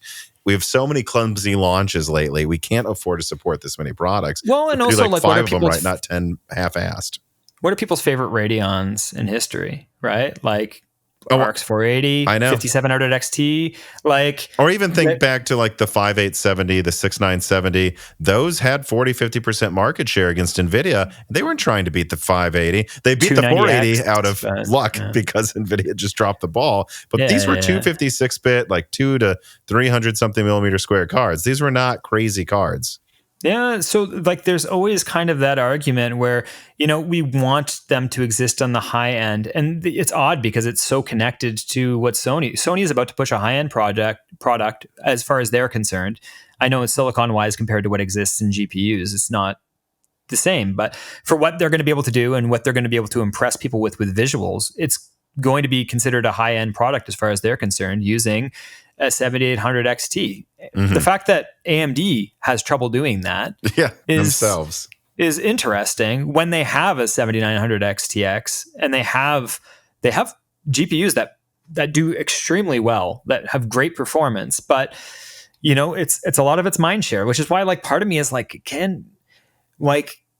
does it need to be a PlayStation branded GPU in my computer to get the mind share to shift? I don't know. To get people to actually try it? Yeah. It's a funny thought. And if they had some of their software ecosystem kind of taken care of, like let's say, PSSR ends up being really good on like its second iteration. Let me ask you this. Compressed AI Blocks writes in, TMB and BNT, what are you guys expecting from FSR 4? Is AMD applying lessons learned from PSSR in it, do you think? I mean, everyone's applying every lessons. If I've been to technical breakdowns of FSR, DLSS, all of this. And it's super interesting, right? It's using motion vectors. It's often masking the shape of your currently moving character. It's doing like all of these passes in a frame to try to figure out what is included in a frame, what is not when they're upscaling it, right? What information to draw from or not. These algorithms are pretty complicated. There's like, when they're doing these things, they're looking at what the other vendors are doing in regards to regenerating those pixels on it, and they want to be making those implementations. And game developers want the same inputs. They don't want different inputs and outputs across it. So like Sony and AMD and Sony have obviously had a great relationship for a long time, and they learn from each other left, right, and center. But they don't like it seems like as Sony comes into PC more, this is actually a big opportunity for them to work more with that, because if PSSR ends up being good, if we start getting PlayStation branded features associated with Radeon, that could be kind of interesting as well. Like you scratch back goes one way, maybe scratch back the other way, right? Like, yeah, my understanding is too, because people assume AMD took FSR, and I'm sure they took parts of it. It's open source, but my understanding is they developed PSSR themselves for control of their products. Like they want to know, even if AMD just screws up, we have something good that we tell devs to use on PlayStation. It's called PSSR. And they developed it themselves, but they did package it all up and send the box over to AMD. And they're like, we're not going to help you a ton, but here's what we found. Here's all of our data. Make FSR better if you want to. Yeah, I'm curious too whether like it's possible with like when they did Tempest, they stripped a compute unit, added specific accelerators to it, and they worked in that capacity together to make like really good audio. When you play it in like the Demon Souls remastered, it's phenomenal what it does for audio in a three-dimensional space. And there's a bunch of other games that use it to the same extent, but there's full potential there to find other uses. And I've been wondering that too. Why not make a Tempest compute unit? It's like 5 to 10 millimeters squared, add it to every GPU and say, we just have better audio. They need Sony to be shipping the PC games, right? Because in order to get the buy-in, they need kind of ecosystem parity between the two on that feature set. And getting those features utilized like that in DirectX is probably a hard call unless you have more partners on board to back you up in that. So if Sony was one of them, that would be huge. Sony and Microsoft are AMD's biggest strengths in that regard, in regards to Xbox. But it always seemed like there was a weird separation between Xbox and PC in terms of their relationship with Intel or AMD separately from each other. But I don't know. I think that there's a lot of potential in that for that. And I don't know whether PSSR, for instance, uses bespoke hardware, like it uses AI acceleration. But it uses hardware acceleration. I don't know. It seems like it'll be limited probably to RDNA 4 and later, maybe 3.5. but I'm not 100% sure how much. Like, is there a chance a version of it can just run on RDNA 3, but just a lot slower? I don't know. Or a little slower or whatnot. So anyways, there's a lot of opportunities here. I know that when you go cross company, licensing gets to be an absolute nightmare. Contracts and all of that and legal. So it gets to be problematic, but there's so much hardware using RADEON now that almost has better mindshare than Radeon, which is kind of preposterous considering it's a lot of times just using Radeon outright. So I don't know. I think that there's a lot of potential with Sony, and I hope PSSR is good. I hope they talk back and forth. I kind of was hoping when AMD did their first take on ray tracing that like ray tracing in terms of how it functions, we associate it with NVIDIA a lot, but it wasn't in games really until DXR. Like we needed API support in ecosystem, which meant buy-in from both Vulkan and from DirectX. So there was always potential for crosstalk between Microsoft and AMD when building the Xbox to have more straightforward acceleration for ray tracing outright. And that would have been great if the 6000 series was able to punch above its weight a bit more in that regard, but it doesn't seem like that's the case. When RDNA 3 came out, I believe there was a driver update where RDNA 2 just got this 20 or 30% ray tracing uplift. Yeah, something happened somewhere. I don't know if it's from that. Well, I mean, there's definitely stuff like that that's happened down. I don't think a lot of it's mean-spirited. A lot of it's just that the scale of these corporations, when they function like this, just ends up having a disjointed appearance.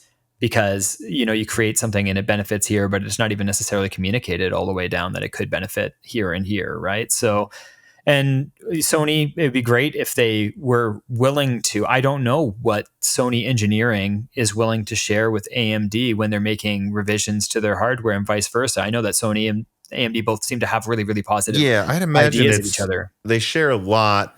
But I don't know how much of it is like back and forth when it comes to PSSR. It seems like it's back and forth when it comes to the console hardware, but that would make sense. Sony's paying them to build it, Yeah, and then they're doing their extra stuff on top. But there's much more opportunity there, and there's, like I said, my crazy idea. There's a lot of opportunity there because, especially if they equalize the feature set and they improve in their biggest weaknesses in performance. If ray tracing gets up in performance, then there's less.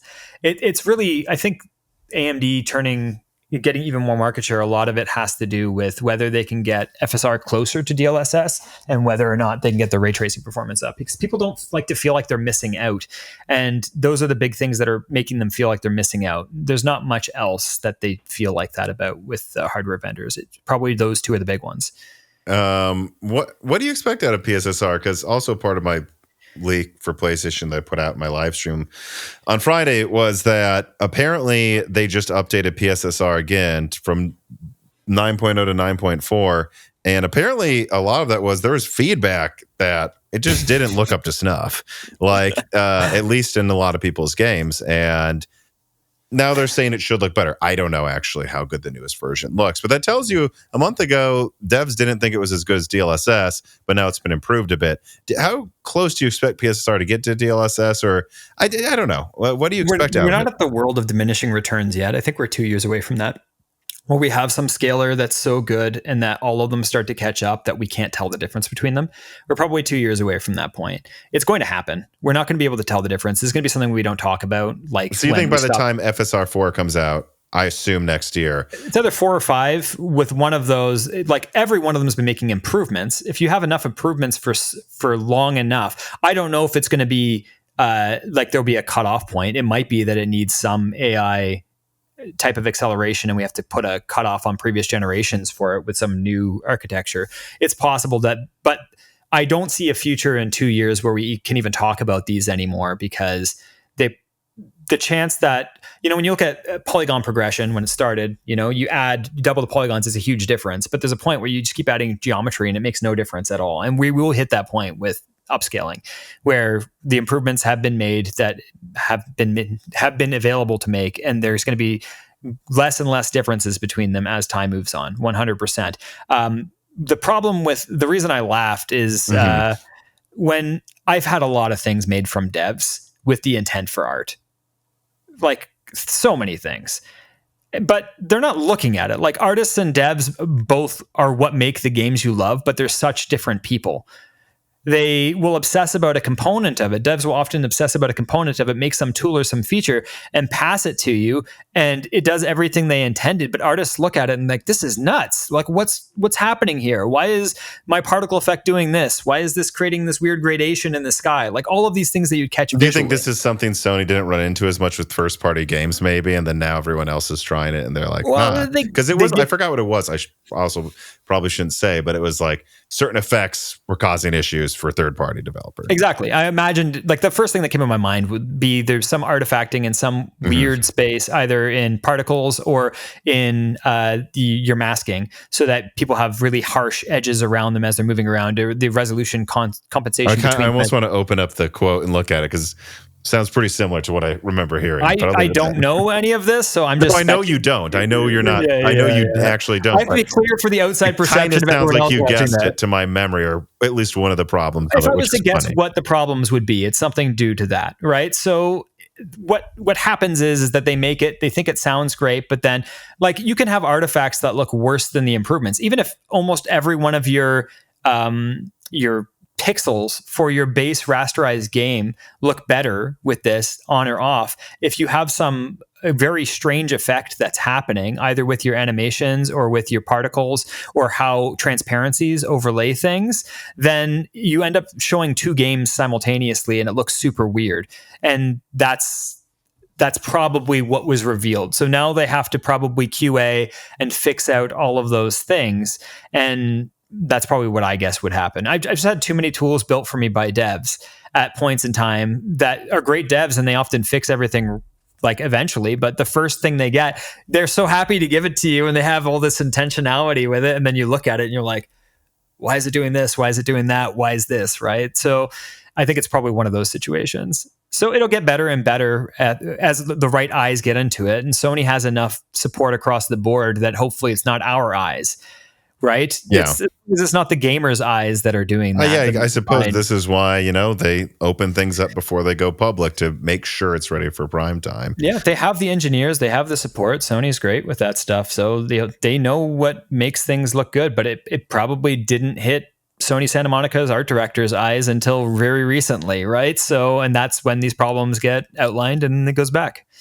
Compressed AI Blocks writes in, yet again, might I say, are you guys shocked at Mark Cerny confirming that 75% of PlayStation gamers, I'd assume this applies to Xbox as well, use performance modes in gameplay? We've heard the rhetoric for years that console gamers just want 30 frames per second. Yeah, well, at the beginning of the gen, I was skeptical that was how that was going to pan out. And they get the best visuals they can, but clearly once exposed, 60 plus frames per second gameplay is what at least 75% of PlayStation gamers are preferring right now.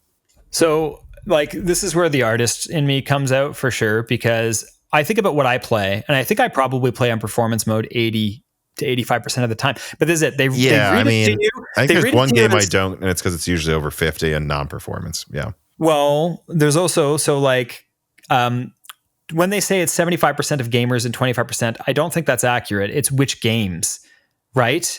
Like, it's a mixed thing. So it's like 75% of people play in a performance mode when they're playing their game, but I don't know what that actually works at. Is that because 95% of the time, those are people playing Fortnite? And of course, they're going to turn on performance mode? I see what you're saying. I don't know. Like, how do we speculate this? Because when I think about this, I turned on performance mode in every time I play a multiplayer game, which is the bulk of the time that I play.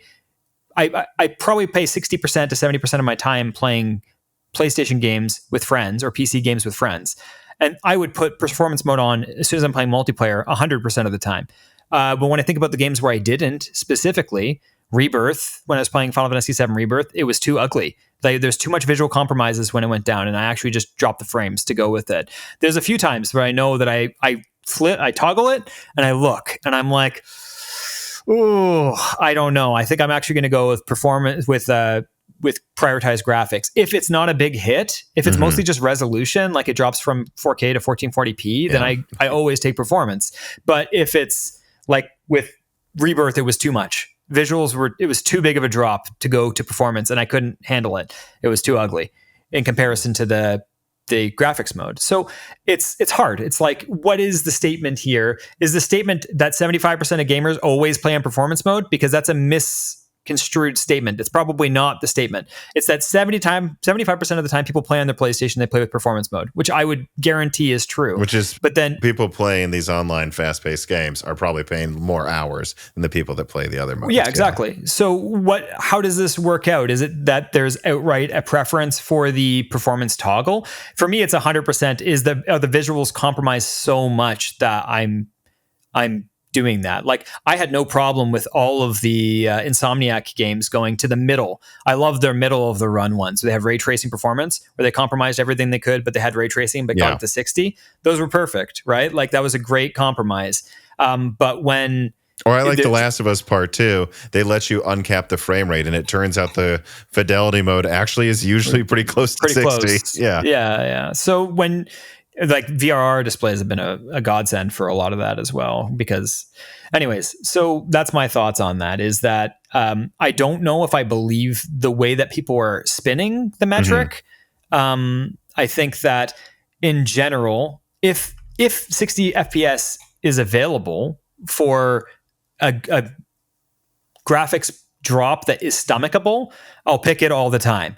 But there are points in time where that graphics drop is not stomachable, and I have to go with the higher mode. Like, that's what I'm glad it exists for. And that scenario will exist again with PS5 Pro. It won't exist for the first year of its life, but there's going to be some game that pushes its limits, and that there's that compromise on that hardware as well, where it's going to be down the line, and it's not going to be a CPU bottleneck like you've been stating. It's just that they pushed it that hard. They pushed the graphics that hard, or they're doing something really unique and interesting, and that. But how do you feel about the future of this? Because I get this question maybe once every 2 months, where someone's like, "Do you think Sony should mandate 60 frames on PlayStation 6?" And my answer is, I don't know that they really even can. I think that would make some people mad. But what I think they should do is mandate a 40 frames per second VRR mode. That way, if a game does choose 30. You're kind of pushing the dev to have it work at 60, if I'm being honest. And you got to give them an option so it's not just 30. I think it's a display paradigm shift, right? Like, we got caught in that weird with our pants down era on the HD era when they first went 720p, 1080p, right? Like, trying to figure out that games weren't running at native resolution. It was kind of this weird land of hardware, and we're in the same place with probably even HDR still, though we shouldn't be, and with variable refresh. Variable refresh isn't standard enough, but it's such a game changer in terms of not requiring you to lock your performance to 30. And because 40 is literally between 60 and 30 when it comes to how it feels in input latency. Like, and 30, the only reason we pick 30 is because it doubles every frame beautifully onto fixed rate displays. If every display had good variable refresh, then there wouldn't be any need to lock. If every display was 72 by standard, we would arbitrarily probably choose 36 or something. Yeah, well, it would be some other number, right? But what we need is the market to do away with non-variable refresh displays, so we can target even. There will be games that want to push to 30, but really they could hit 40 or 45. 90% of the time, they're probably around 40. And even those games, if they were unable to, if VRR was widely available enough that almost everyone had it, then you would let them, because those games will also run up to 60 sometimes, or 70 even, and then have big areas that go down as low as 40. And great, then that's fine. People on PC talk like their game runs at 90 or 100 FPS, but if you actually were to watch your frame counter the whole way, there might be sections in the game that go much, much, much lower than that, but they don't see it that way because they play uncapped and often on a variable refresh display. Mm-hmm. I want to do a gut check here. Guns up to your head. I'm going to keep doing this, I think, every month here. I'll do 60 if I can. No, gun up to your head. Will GTA 6 have a 60 hertz mode on PS5 Pro? I don't know what they're doing. Like, this is so engine. When I think about this, I'm thinking engine. That's what I'm thinking. I've seen the video, like the intro, the trailer for it, but I haven't seen like what kind of crazy, like if you can take down an apartment building by driving into it and have the physics that crumble like crazy across that, all of a sudden like a 60 FPS mode might be off the table, even though we like the idea of it. It's all engine tech and how heavy that engine tech is. And because they're doing their own and it's not some known engine, Right. it's something I can't speak to as clearly because it really depends on their intent. And they're one to do ideas first. So if they have crazy ideas, like whatever, maybe their water is like way more simulated and realistic than anything Miami would be a good time to do that. Yeah.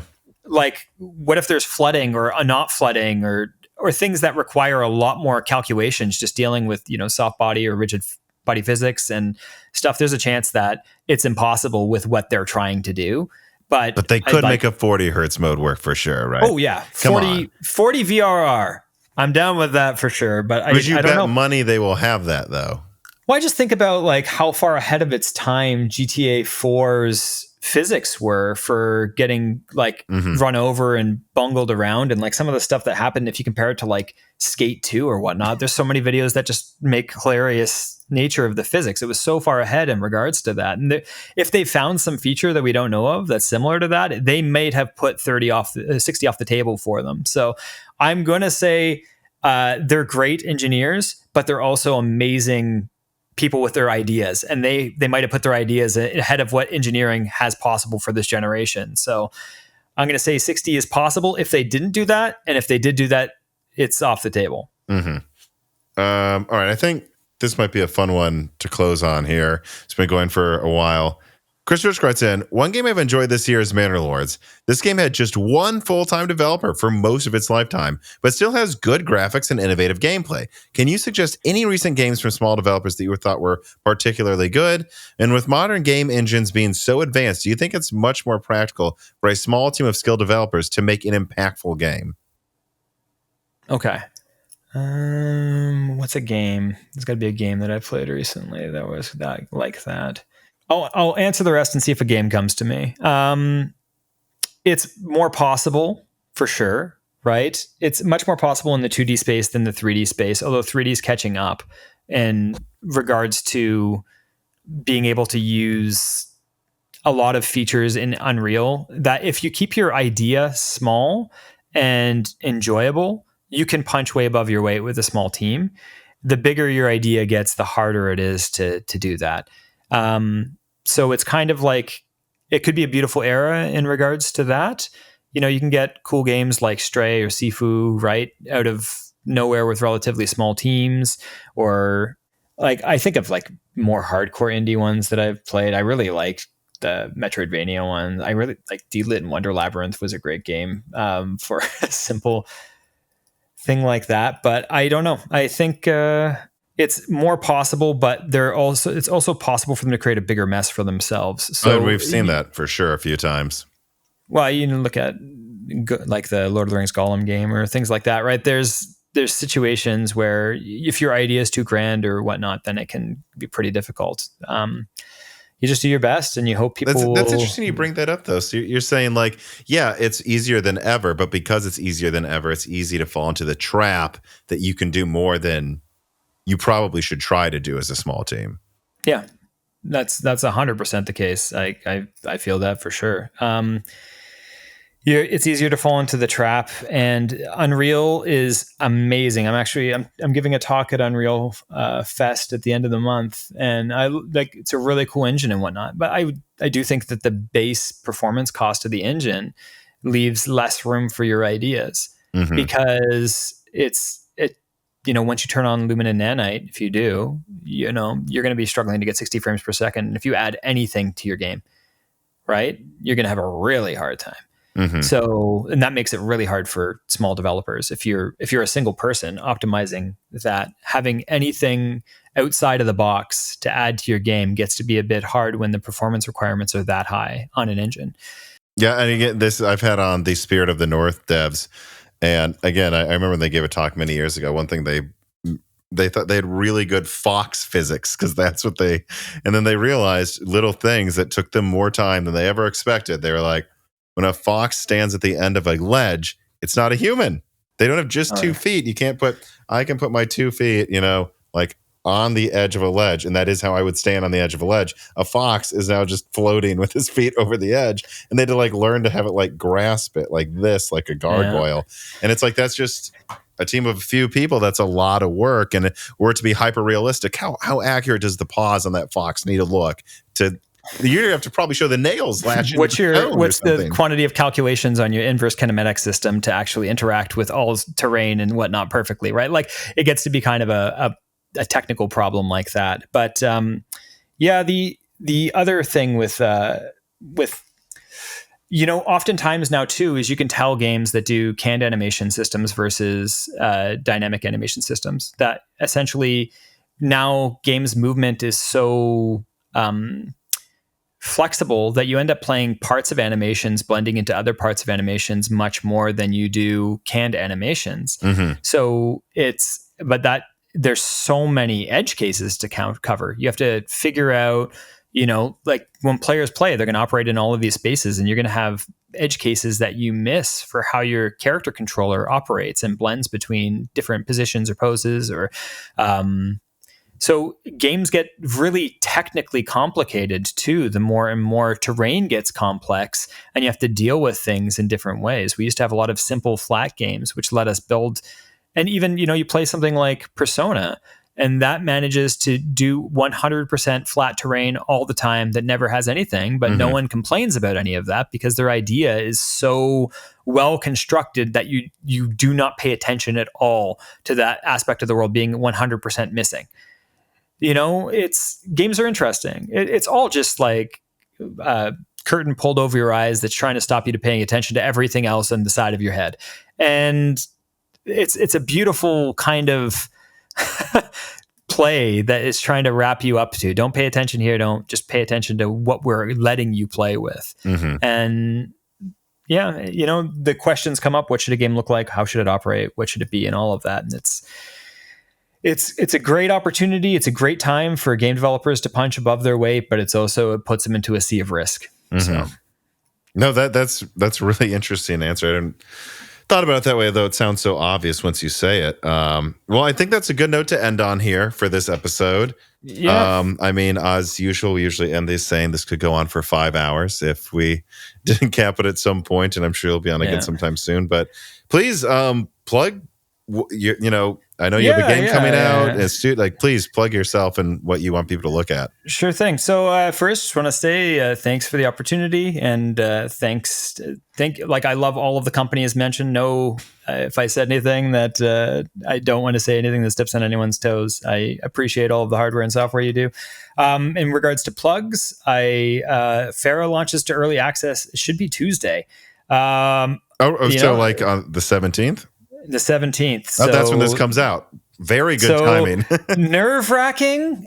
It is launching to early access. So I want to be clear, expect bugs, expect that optimizations will be coming down the pipeline for sure, that more and more performance will be gained as time goes on. As assets and features come in closer to the wire to pull the game idea together, those are harder to optimize. So the harder a game comes in, the less opportunities you have to some of that. So, and it is a UE5 game, so I just be aware that is co-op as well. It's Pharaoh the Sundered Tribes, right? Tribes, yeah. I'll actually pass you an updated trailer that's more up to date, so that you get. There's been a lot of visual improvements. There were some initial complaints about floatiness. We completely reworked our entire animation system and everything for it. So hopefully those complaints are at least mitigated or reduced or completely ameliorated. But we've done a lot of work in it. Hopefully you have fun. Even we know that you're excited for Monster Hunter Wilds, and we're not expecting to beat that. We're a team of 25 people, but it's a survival craft monster hunting game, and if it distracts you for 2 to 3 weekends as you wait for that, that's a huge win for us. And it's been a fun game to work on. So in regards to me personally, always check me out online, profile on Twitter and whatnot. I'm giving a talk at Unreal Fest about transitioning a game mid-development from Unity to Unreal, and what that entails with another dev that I work with. So if that's something that interests you, feel free to reach out at the conference. But those are my primary plugs. And I'll have links, of course, to your Twitter account and to the game as well. Some of that trailer, I can include that link as well. Again, if you're listening to this, at least if you're not on the Patreon, then the game should be out. And please, show the don't just buy it to buy it, but show them some love and at least look at this, because I'm looking at it now. It does look like a very interesting game. Actually, because it has co-op, that's of course going to make me much more likely to play it because I can play with Dan. Hey, we hit that point, and that's funny because we had QA dev testing happening like 6 months ago when it was in a much rougher state. And you'd have people come on and play for like 10, 15 minutes and be like, okay, I found this bug, I'm good. And then the last run we're doing, they're like, I played for 5-6 hours straight. I'm like, okay, good. I'm feeling better. You know how it goes, right? Like, when you're working on games, you don't know. And this is the thing that I took from, I met the art directors of Sony Santa Monica and the game directors of them. And, game developers, they don't know whether God of War, they feel like when the day God of War launches, they don't know whether it's going to do amazing or they're going to fall on their face, despite all of the aesthetic, despite all of the work, despite all of that.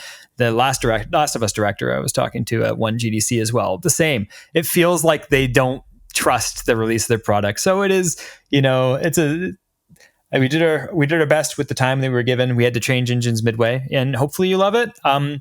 So yeah, feel free to reach out if you end up attending my talk. Feel free to reach out on that too. So, and like I alluded to briefly, also support Moore's Law Dead on Patreon. If you have the extra, even just $2 a month, there's bonus die shrinks. You can ask us like this questions. There's a Discord where you can discuss this right after it comes out. You can get this early and ad free as well if you support the right tier on Patreon. And then subscribe to Moore's Law Dead on YouTube. Ring the bell button so you actually see the content we put out. Like this, share this, subscribe to Broken Silk on your podcast app of choice. Remember to give us reviews on your podcast app of choice as well. It's another way to grow this with people who might not just be on YouTube.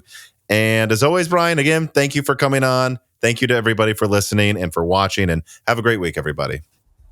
Take care.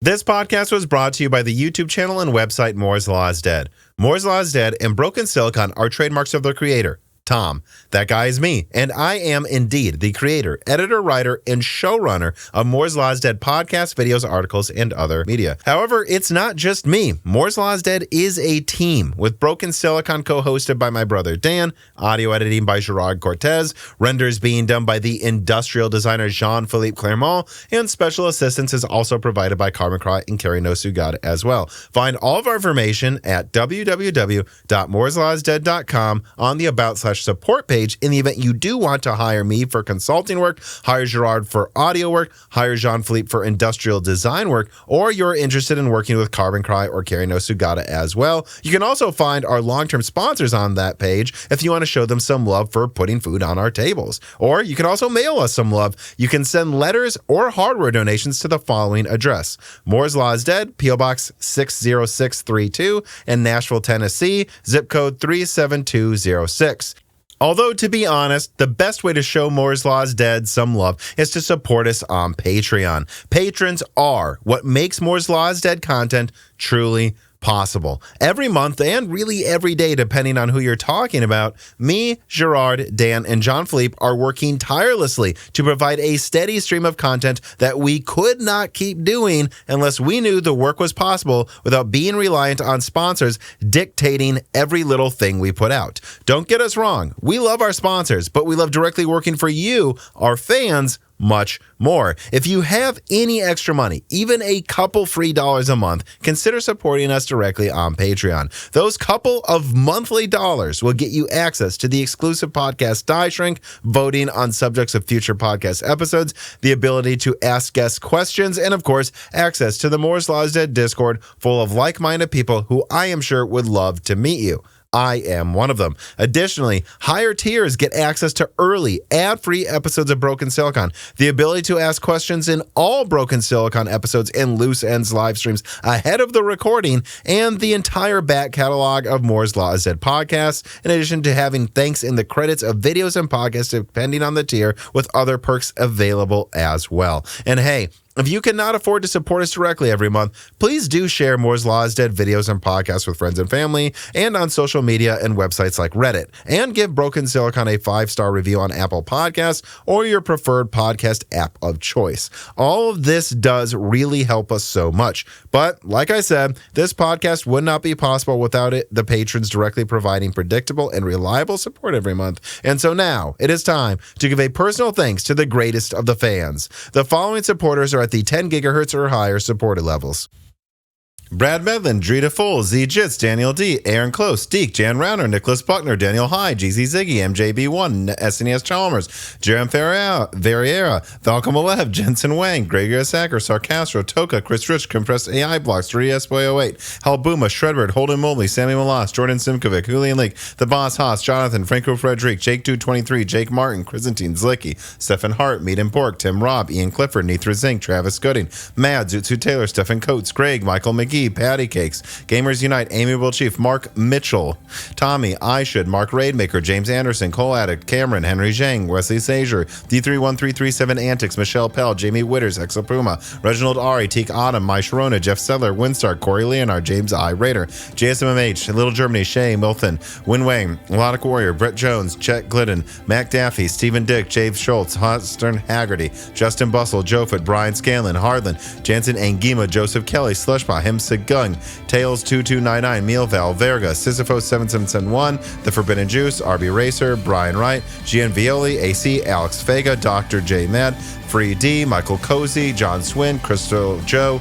Elbergun, Kikom, Solarized 80, Thalo 215, Jeffrey Gentleman, Matthew Marlowe, Lord Starscream, Brian P, Hoodat 42, Sprutnik, Figug, Hegov, Cornster 671, Pinta Winta, Hal Richard, Angel of Cake, Omega Doge, Mr. Tiger, John Wick Boomstick, Porcelain Oats, Curry King 3, Nick Zuzmania, Sakosha, Ivalez, Armand Vakatora, and of course, thank you to Sahara for the music.